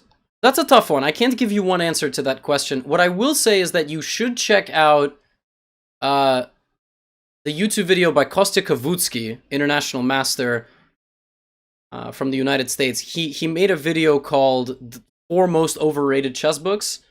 I think it'll restructure how you approach chess books a lot. It was a great video. It got pretty viral in the chess community. Not to the level of like an Agadmator, but, you know, 5,000 views like in a couple days or something like that. 2 people in YouTube. One person just asked why I'm not fired. Can we ask the staff why have I not been fired yet? And then let me read this comment, because this is a winning endgame. Dulles, dude, what a machine. Completely outplaying Sarana from start to finish. I mean, he might have taken a little bit of a break somewhere in the middle game, like around here, but it felt like he just had the initiative from start to finish. I mean, look at this move, Rook H5. What an amazing move. He's playing on the fact that white is just so tied down to the defense here that even a trade, even giving a full rook to push c2 is winning.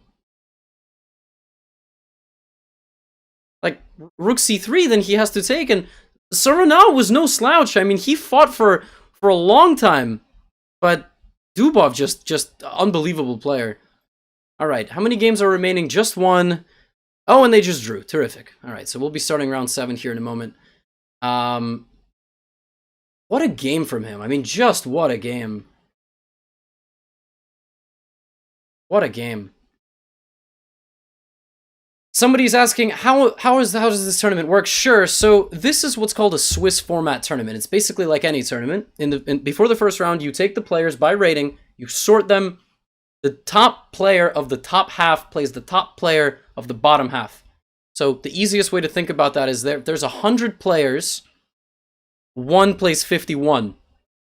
Then as the players all win or lose, they're put into points by, they're put into groups by points, and then by rating. So for example, right now Dubov is winning the tournament with 6 out of 6. Right? But the other players are sorted by 5.5 and by tiebreak in this tournament, but they are paired by rating, right? So they're in the standings based on their tiebreak score. So Fireheart has a tiebreak of 16, but ultimately the pairing will work that Parhamov is the second seed because he's the highest rated 5.5 point person. So,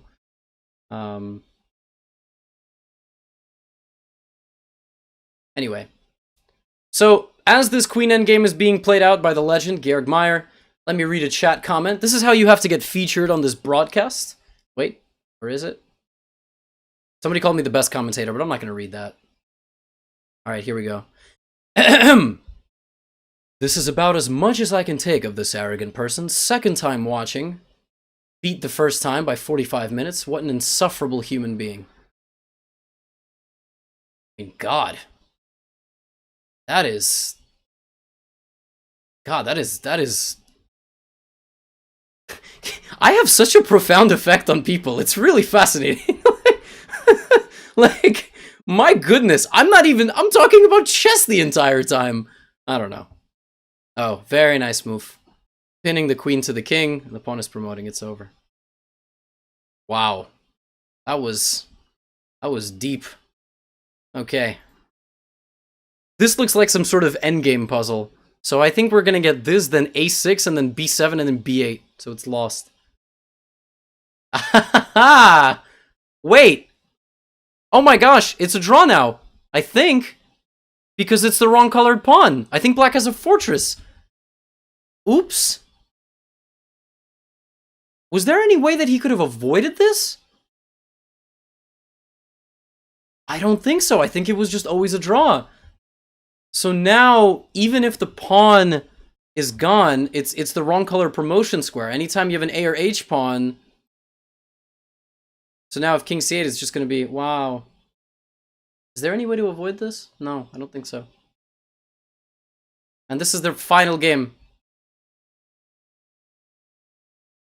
A lot of chess improvement questions. Guys, I will say that I can get to some of your questions during the break after the 7th round. Because we will have a bit longer of a break. I see a question for the Chess Bras. Guys, Chess Bra is streaming their games. So we try to feature players that aren't streaming, but I think Chess Bra is streaming their games live on twitch.tv/chessbra. Yeah, they are. So you can go hang out with Eric Hansen, because I think he is playing his games. And, you know, the same with Hikaru. I mean, I generally try to feature the players that are, yeah, that are not streaming their games and just competing in the event overall. So got a lot of partner streamers competing.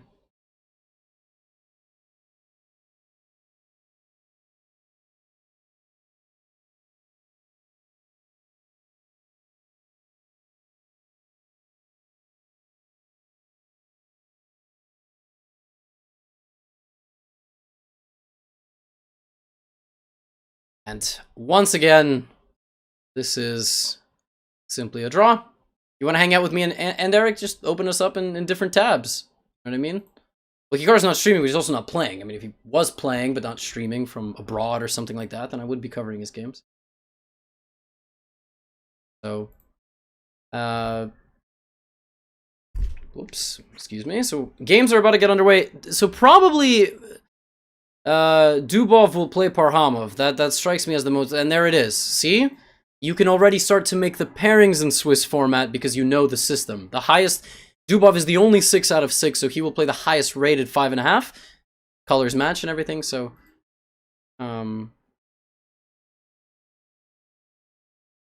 meaning of these points to the right is the tiebreak score. Generally, that is the sum of all of their opponent's scores in the tournament. But there is it is either subtracting the lowest or not. Garakamsky's playing Firouzja. Okay, but we have a lot of people who have 5.5, so I mean, I will look at that matchup. What? What is that? What?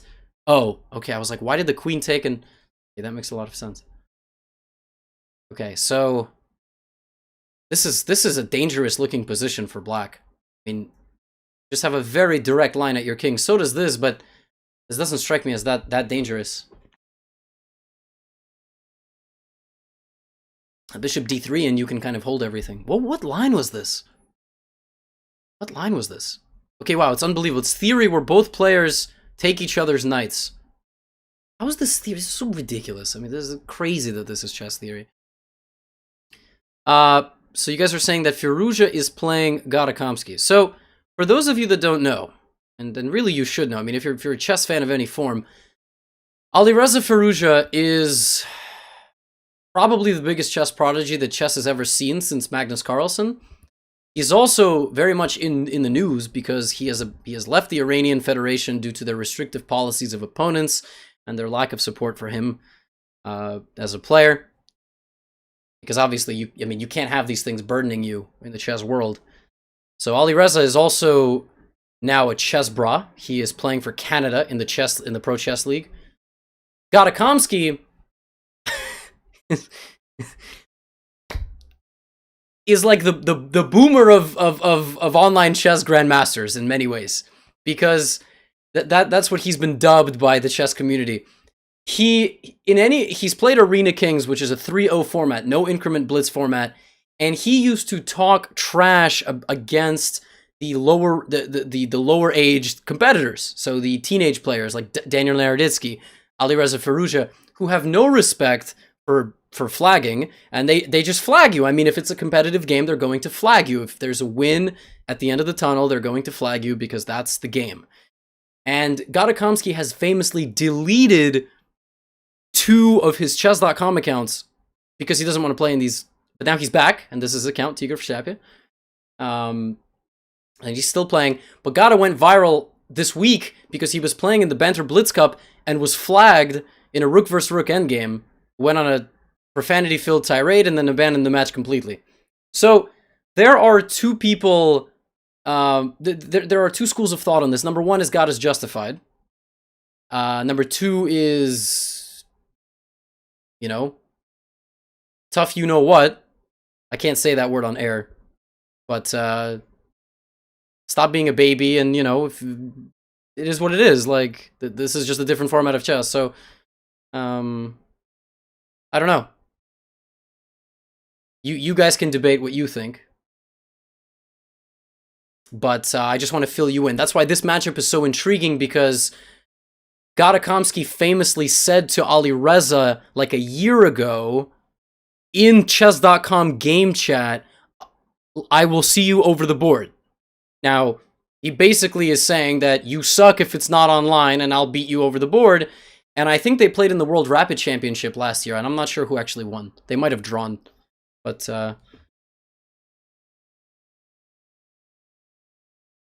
anyway, let's see what happens. Gata is winning. He is in cruise control here. He's got the protected pass pawn. There is no way you're going to flag Gata here. Plus, it's 3-2. I think Gata's also sending a bit of a message playing this quickly.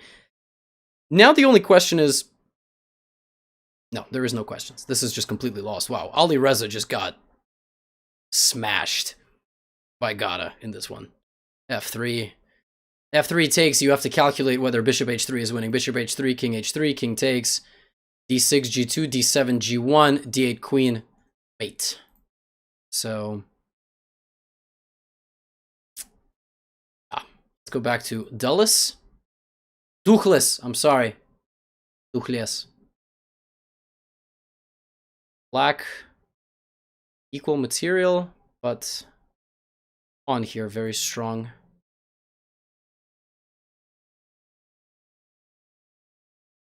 This is a big problem. Ruja is 99% hype. It's a questionable take if I've ever seen one. My screen flashing? What's happening?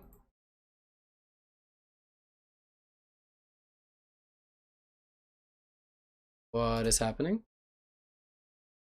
Can you still see me? Earth to Twitch?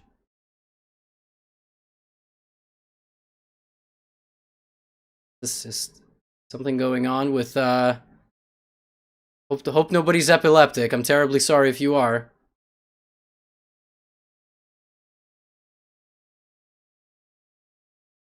Uh-oh. Is it everybody or is it just me? If it's just me, well, I'm terribly sorry. But if it's everybody, then there's nothing I can do. Ah, looking like everybody. Yay. Well, that's interesting. So we'll see what happens. I mean, because if people lose their game because of server disconnect, no. Okay, I see just you, and then I see everybody.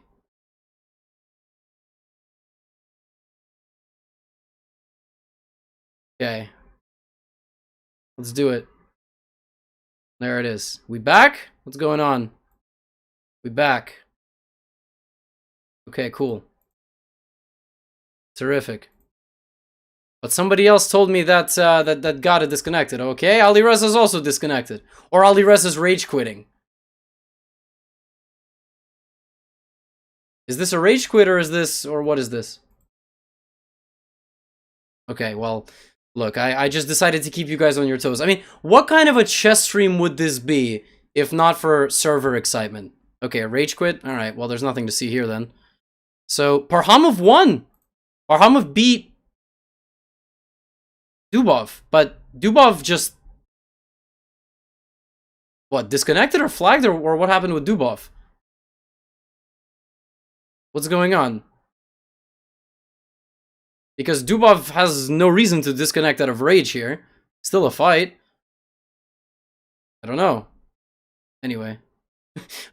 People going to Jump King now. Okay. Alright, well, it is what it is. So, I mean, I don't know. Guess it was just me. I apologize for any nonsense. This is Andraken fighting. Oh my gosh, what a fight here. What a fight. Bishop h3, what a move. Hitting the knight. Can you go knight f7? Knight f7, maybe? Queen f7? Can you play, like, knight f7? No. I was thinking some b4 and then rook move.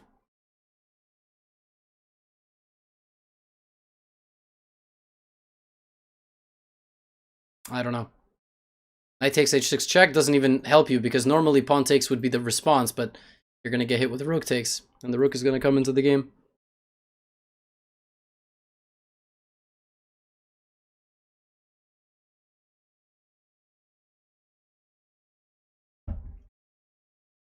I'm not even sure who is playing for what in this position. Truly. Like, who is trying to... It's probably just... Okay, king b5. Wow. Rook a5. Yo, shout out to Chess for gifting our own channel 10 subs. I hope Chess realized that they were in our own channel. Hey, 10 people just got a subscription for dealing with the streamer. I think we've got now 4,500 plus watching on Twitch, watching on YouTube. After this round, everybody, we will be taking an extended break. I'm not going to go anywhere, actually. I'll happily take chat questions and, you know, questions about improvement and things like that, and what's available and what's on the Chess.com schedule, and how I got so good at my job and just so handsome and high rated. Like, no problem. Maybe we can do Super Grandmaster interviews if we have any Super GMs watching.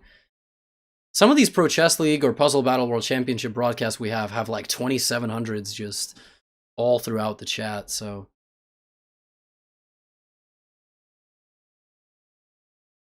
I will answer troll questions. We've got 6 games remaining. Ask me how many burpees I can do. Whether CrossFit is a real sport.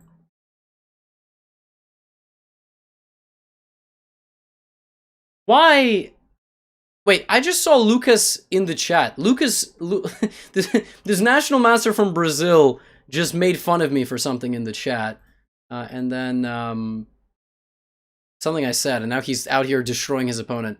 Okay, so is he gonna troll? I think he's trolling, or maybe not. Maybe he's gonna push. Is he gonna win, or is he gonna troll?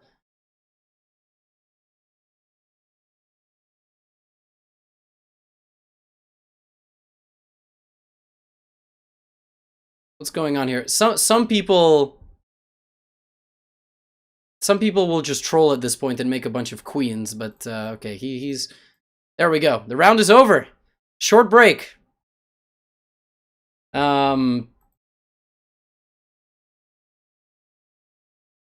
I will happily take some questions, everybody. I will also give you a reminder as to what you can expect this next coming weekend. It's the Puzzle Battle World Championship,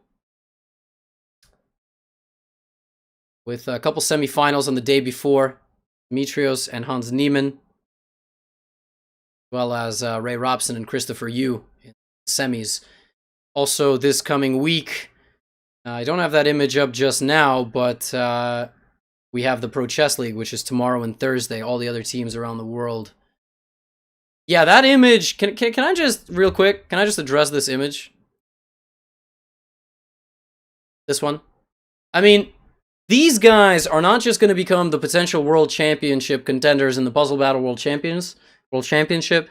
They are the contenders of peach fuzz. They rocking that peach fuzz on that facial hair. All right? We just acknowledge that. I mean, that might be the worst headshot ever.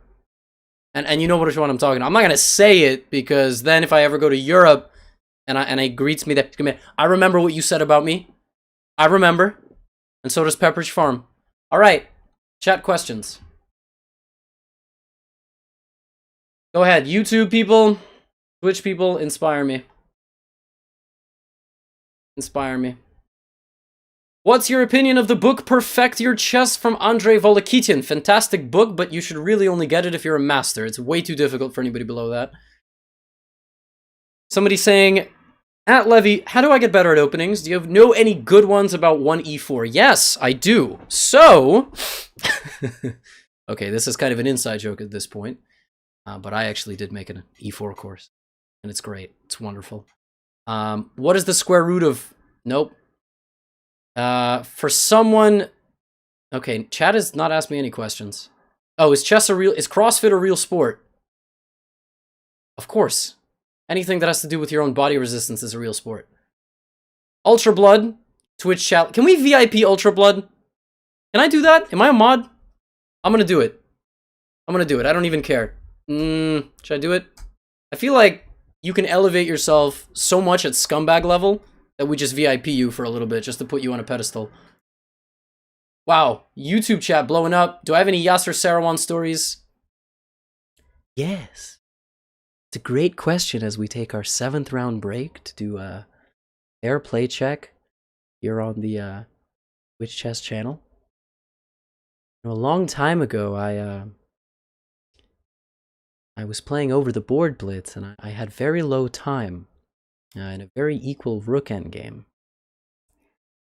My opponent didn't flag me. He actually offered me a draw, and in that sense, I actually see eye to eye with Gata Kamskoy.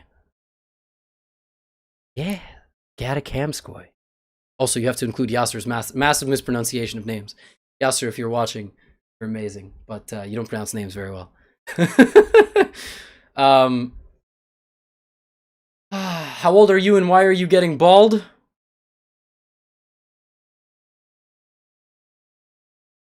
Nope.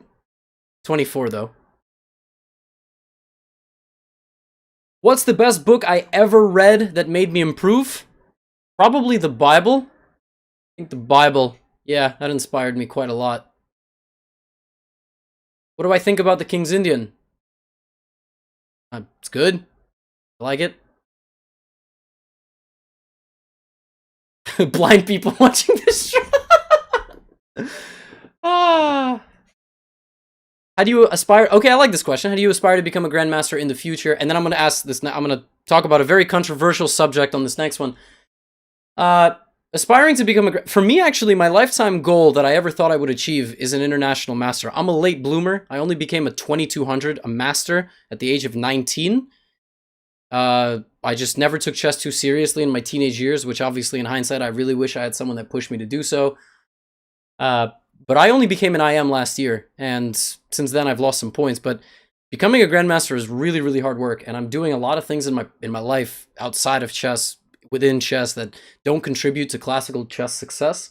So I think it's it's a good goal to have, but it's a placeholder in the future. Okay, do you think that Firouzja's actions will spark more Iranian protests? Do you think Maksudlu and Tabatabai will follow suit? And do I also somebody asking about Iranian, just in general, people were asking about Firouzja's actions at World Rapid and Blitz. I think those actions are a joke, and I think that there's nothing to look into there.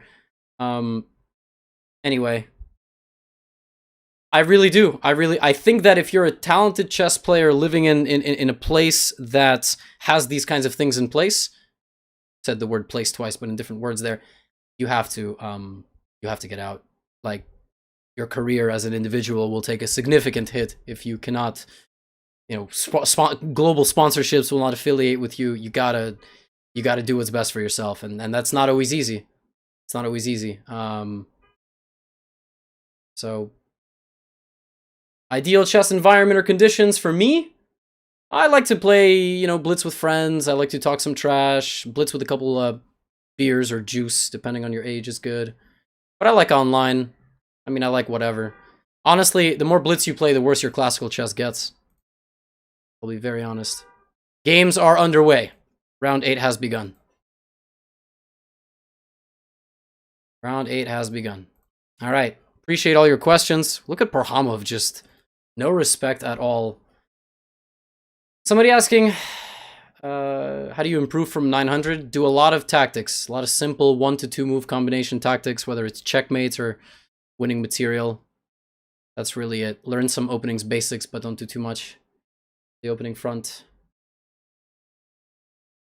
Favorite movie featuring chess?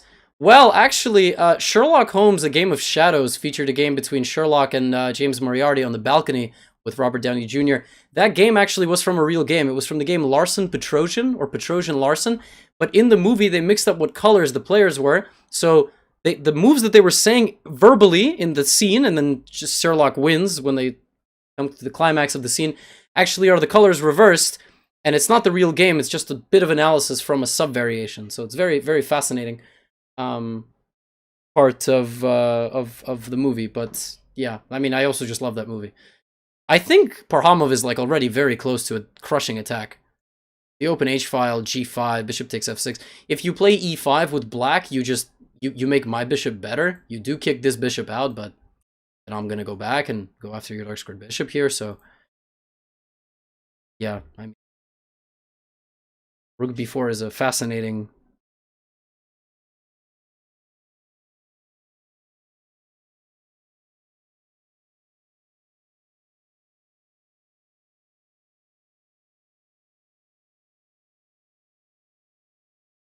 So there are some trades being shown this way. Probably black will look to sacrifice some exchange in the future. For the meantime, guys, we have 2 more rounds to go here in Title Tuesday. Title Tuesday is one of the only tournaments that begins with 350 players and ends with 290 as people progressively rage quit. How many pull-ups can I do in a row? Probably about 10, 15. I'm not particularly strong at pull-ups. Go with 15. Probably about 25 push-ups before I get tired.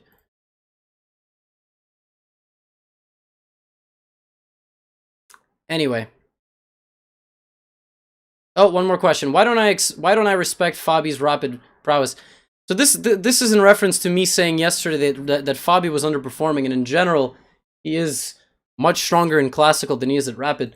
I don't know why people get so hostile toward this opinion. What point are you trying to fight me on? I'm saying he's worse at rapid and blitz than he is at classical. Am I wrong? Look at the past calendar year of rapid and blitz events. In Romania, in India, where I mean, right, like, am I wrong? No? Okay, so then what is the argument? That he underperformed yesterday? Look at all the positions that he was getting. Okay, I will give you credit that he scored some points, he scored good points, but I don't know, I mean,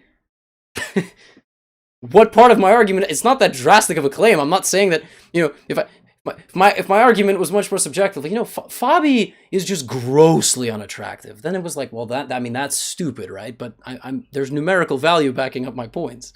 So, right? That is a question. But anybody sends this to Fabiano, you are a dashing young man. Although you're older than me, so I can't really call you that. So, right, like, there are certain things that we can disagree on other things. Like, is the rating cap good for PCL? Discuss. I think yes, but feel free to discuss. Is that not a... Oh. I'm blind. Can we, ever get this rook here? Obviously not right now. Okay, he's not interested at all. I can't tell if Barhamov is losing or not. I really can't tell.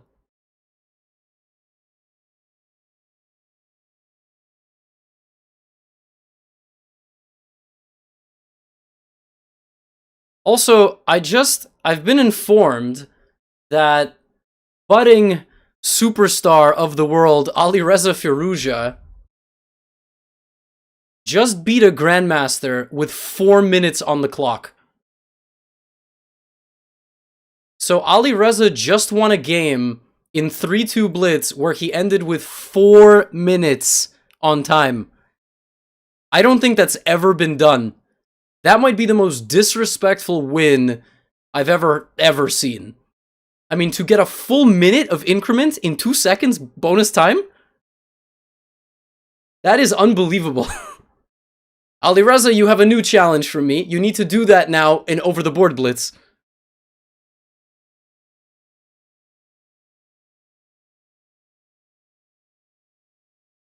Right, so, okay. I feel as though Corrales is on the cusp of victory. He cannot play a move like this because... Man, I guess not. I mean, it really felt like a move ago. He was just... Like, here, there was something brewing that was... Maybe still. Wait, is he still winning? King G... But he can't get to F3. Queen F3 would be made, but he can't play it. Oh my gosh, what is happening in this game? He's going for F4. No, he didn't miss Queen F3. There's a rook on A3. You have to keep in mind that the rook can go both ways. It sees both ways. Unlike a lot of American politicians. I will show that game. Can y'all calm down? We're watching a game between first and second place, okay? Look at this position. Why you want to go look at that game? Jeez. Knight E4, what is happening? What is happening? I think simplification is in order, but even Queen H4 is... This is so terrifying. I mean, what does he play? Queen G5, there's... If you play Queen G5, there's Queen E1. That's a good move. F6 will definitely get him some points, because on King F6... Some Queen F1 is coming, right? And then King G7, but there's no more check after that. Oh, there's Rook A7. But then King E6. Queen F1, King E6. Bishop D7 probably wins. Yeah, Bishop D7 probably wins. Because then you have to take, and then Queen F7, and it's over. Probably. Rook a6. Rook a6, king... Wait, what? Is it over? Rook a6, king c5, queen a7 wins. Yeah, queen a7. Over. Over. Will he find it? Parham, big moment. You got... If I find it, you gotta find it, buddy. Yo, if he doesn't find this, I'm gonna flip out. Did he find queen a7?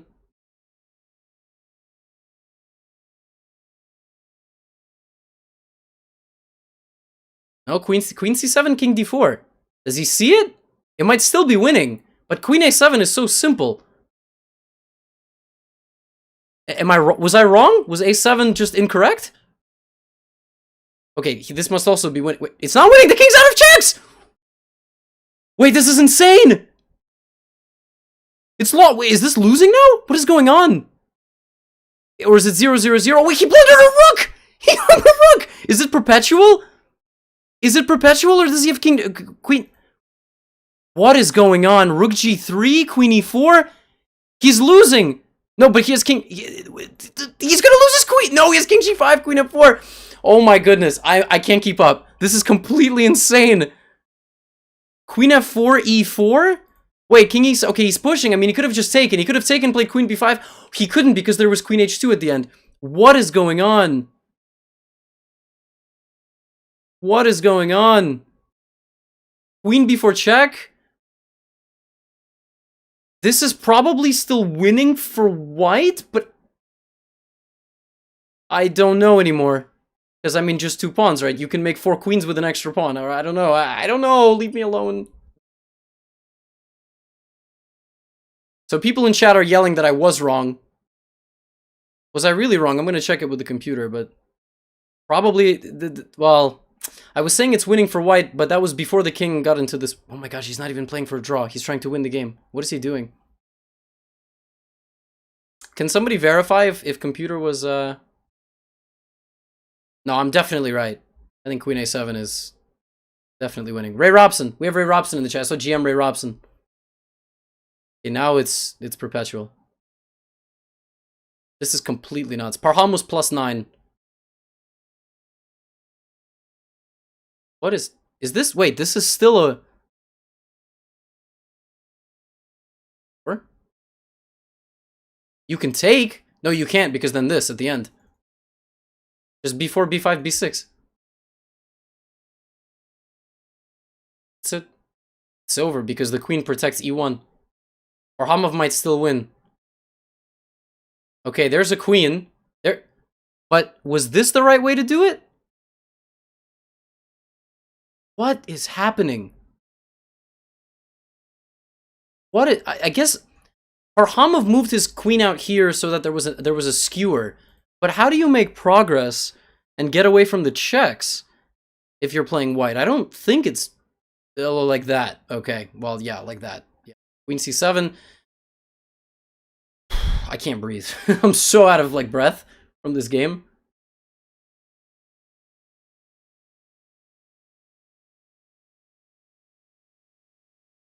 Probably there is a sequence of moves that forces the queen away.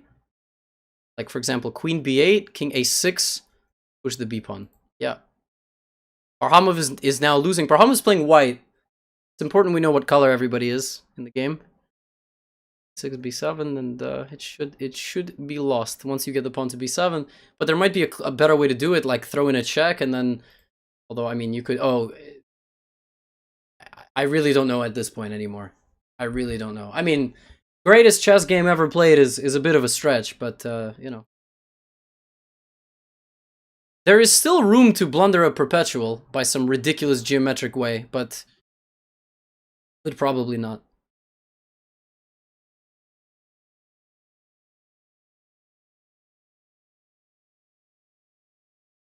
With the king here, there's gonna be... What? They just repeated. They just repeated. I mean, you might repeat by mistake. And you just have to be quick with your mouse. Just offer a lot of draws.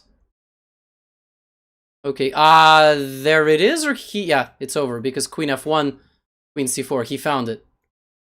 Oh, okay, never mind, there was a way to protect. I am so exhausted, I'm not gonna lie, I am so tired. This is such an exhausting game. King b6 and queen c7 should win. King b6. King b6. Or this. King b6 now? Why is he not playing king b6? He could have played it and then queen c7 would have been... This is unbelievable. 2 seconds. Queen a7 he had? Well, okay. I mean... Yeah. Oh, queen c7. It's over. It's over. Is he going to play till mate? Is he going to play till mate? He resigns. Was that the last game? That better be the last game. I swear to God. There's another game. That wasn't the last game. Okay, well, we need to look if I'm a tactics genius. This was a 101 move game. Okay, so people here were saying rook a6 is the way to go. Queen c7 is plus 62. Queen a7 is only plus 7. And rook a5 is plus 5.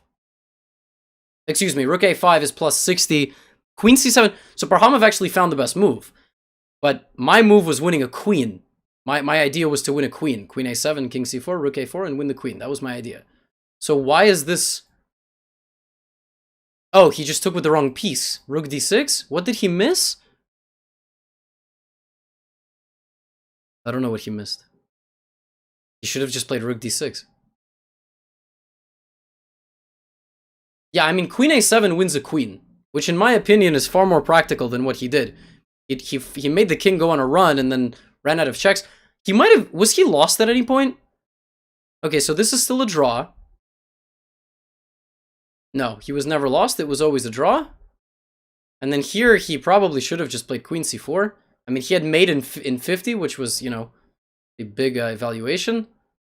Now the games are going. So now Parhamov is at 7.5. He's playing Mr. Oparin. This is the final round. So go ahead, insult me as best you can, because I'm only here for about 10 more minutes. Tell me what you really think. And a friendly reminder that in 2 hours, we have Title Tuesday 2. In 2020, we are going to have multiple Title Tuesdays every single Tuesday. Well, I mean, every single time we run this event. Not every single Tuesday, just the first Tuesday of the month. So, a couple quick reminders how this works. So every tournament is going to be at 1 p.m., excuse me, 9 a.m. Pacific, then 1 p.m. Pacific. So everybody asking when the next one is, it's when all the others have ever been.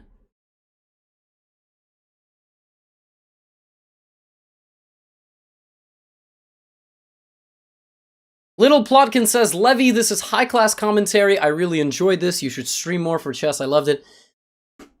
Mr. Little Plotkin, thank you so much. This is my first commentary gig ever for Chess.com, and I'm very honored to have this distinction. There's a lot of fantastic commentators that do this show, like Robert Hess, Danny Wrench, and basically only those people. So it's very good to fill in for them whenever there's an off day. I'm joking. Calm down. Everybody relax. Everybody that does commentary on this channel is there for a reason. You know, we've got Fiona, Stale Antoni, and Robert Hess. They're going to do the coverage at Tata Steel. Anna Rudolph is most likely going to be doing commentary this year on the World Championship match. So, you know, Pro Chess League commentary team of rotational 4 of Danny, Robert, Anna, and Alexandra Botes is great. So, Yasser has been joining the show as of late.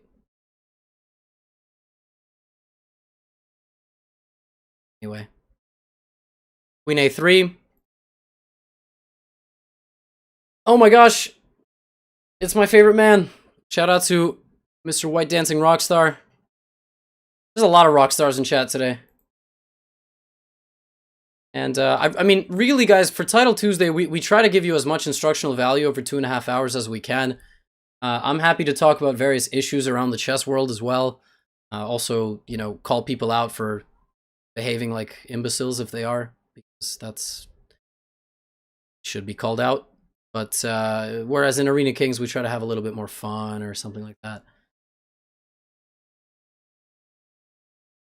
D. Hayden.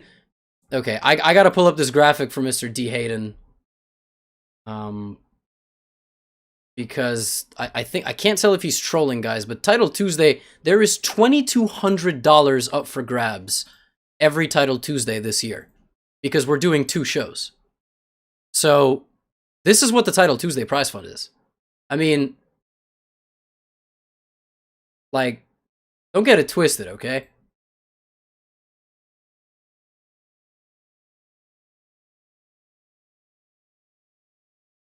This is big money.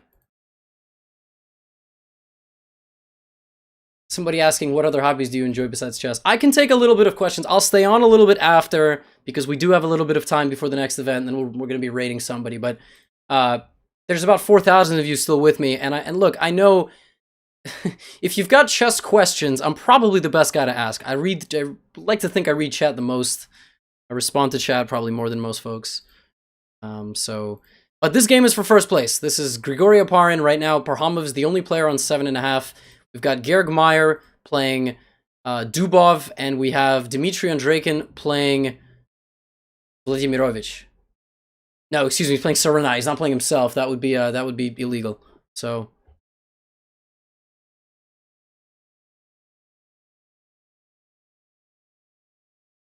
I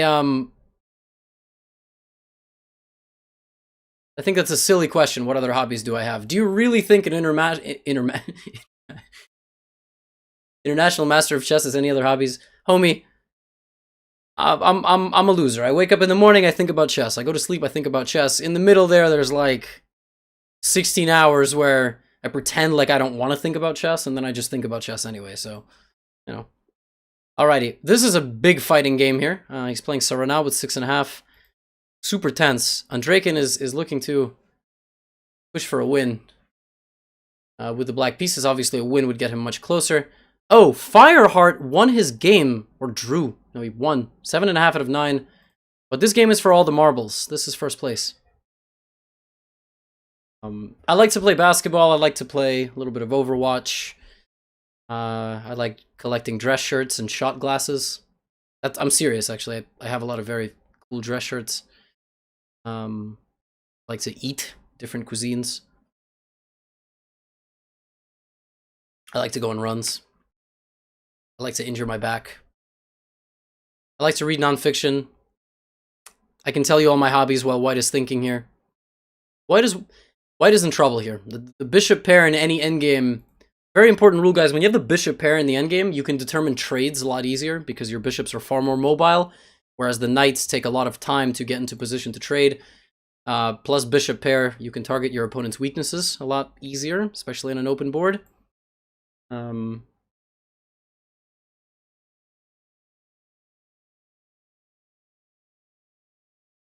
Bishop going to e3, and you'll slowly bring your king. The good thing for black is that he has 2-on-1 on this side, so if he makes a trade, he will have an outside pass pawn. And if we envision a situation where that trade occurs, and then the h-pawn gets to h3 or something like that, position is going to be winning for black because he'll have a protected pass pawn occupying that side of the board. So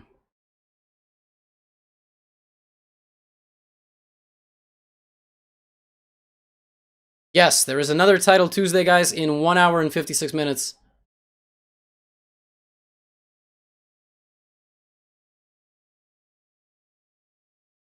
So this is... maybe bishop g1, bishop h2, force the king to that square. But white does have a really weird defensive bind. Really weird defensive bind. He should be losing, though.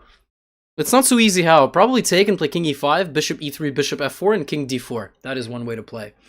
I don't know who's commentating on the next one. Chess, who's commentating on the next one? Can I do it? Can we kick out the commentator? What do we think? Democracy rules. 3,000 of you. Should I do the next show also? It's not me, it's someone else, but... Ooh, it's a tough one. Me or Aman, guys. Democracy can rule. Me or Aman. I mean, he's a GM. He's got better hair than I do.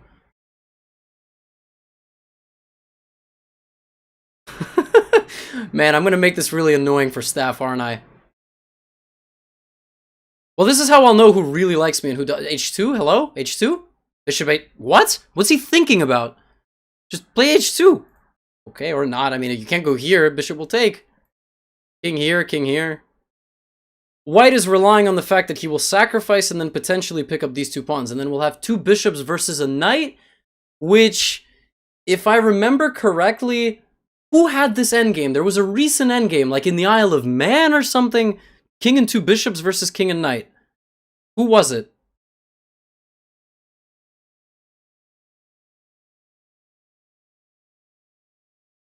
There was some Russian GM, I think. Yufa, maybe? I don't know. Someone who wasn't able to... Yes, Yufa. Yufa McShane, I think. 2 bishops versus knight. Yes. Yes. Okay. Exactly. So it seems undefendable, yes. But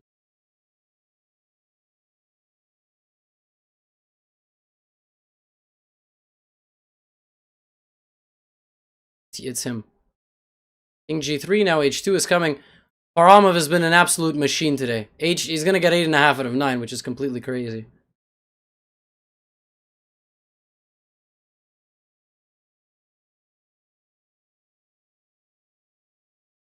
Oh, wow.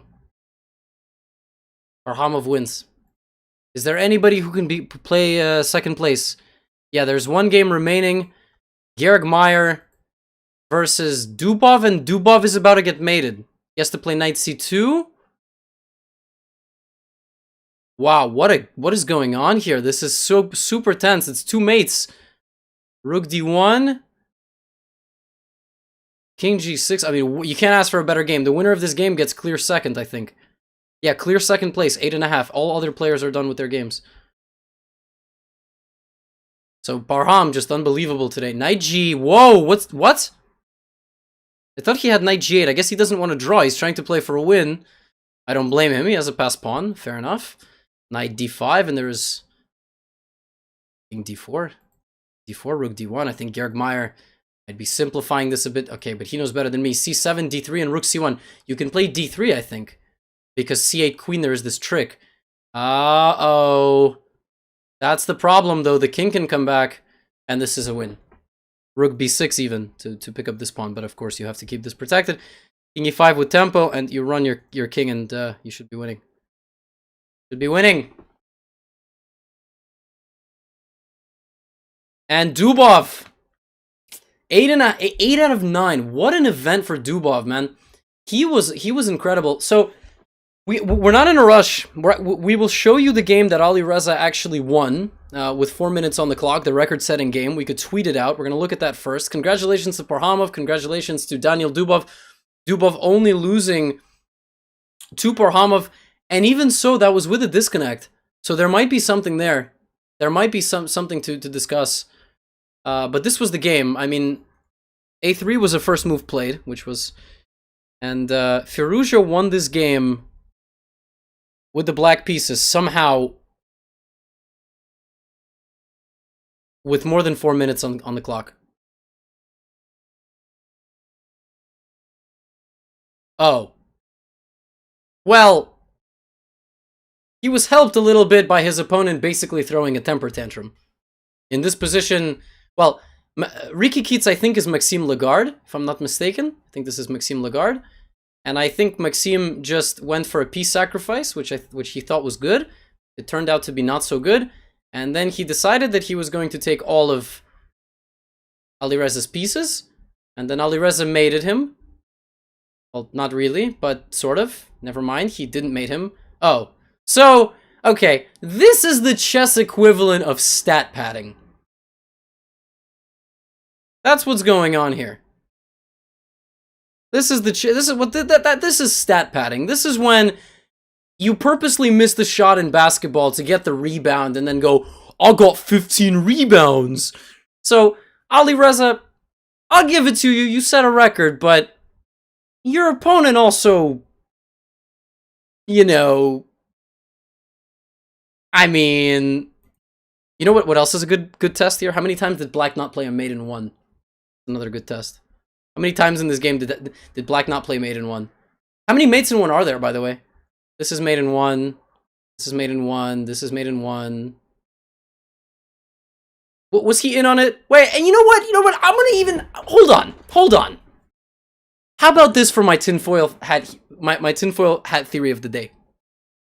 Maxime Vachier-Lagrave and Alireza Firouzja were recently seen speaking to each other a lot at the World Rapid and Blitz Championships. Alireza Firouzja lives in France. Alireza Firouzja has no FIDE federation. Alireza Firouzja sets the Chess.com record by playing a number 2 from France. Illuminati? Inside job? I don't know.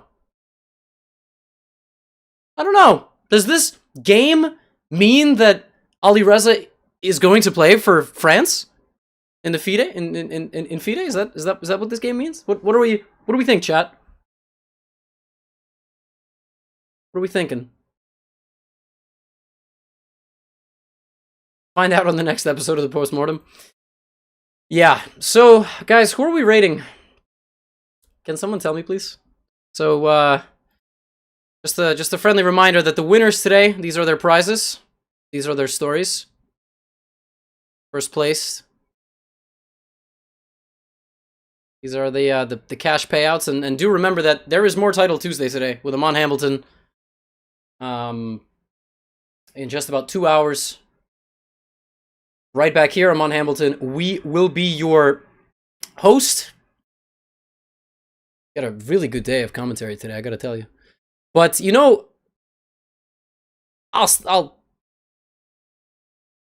start your stream and raid yourself.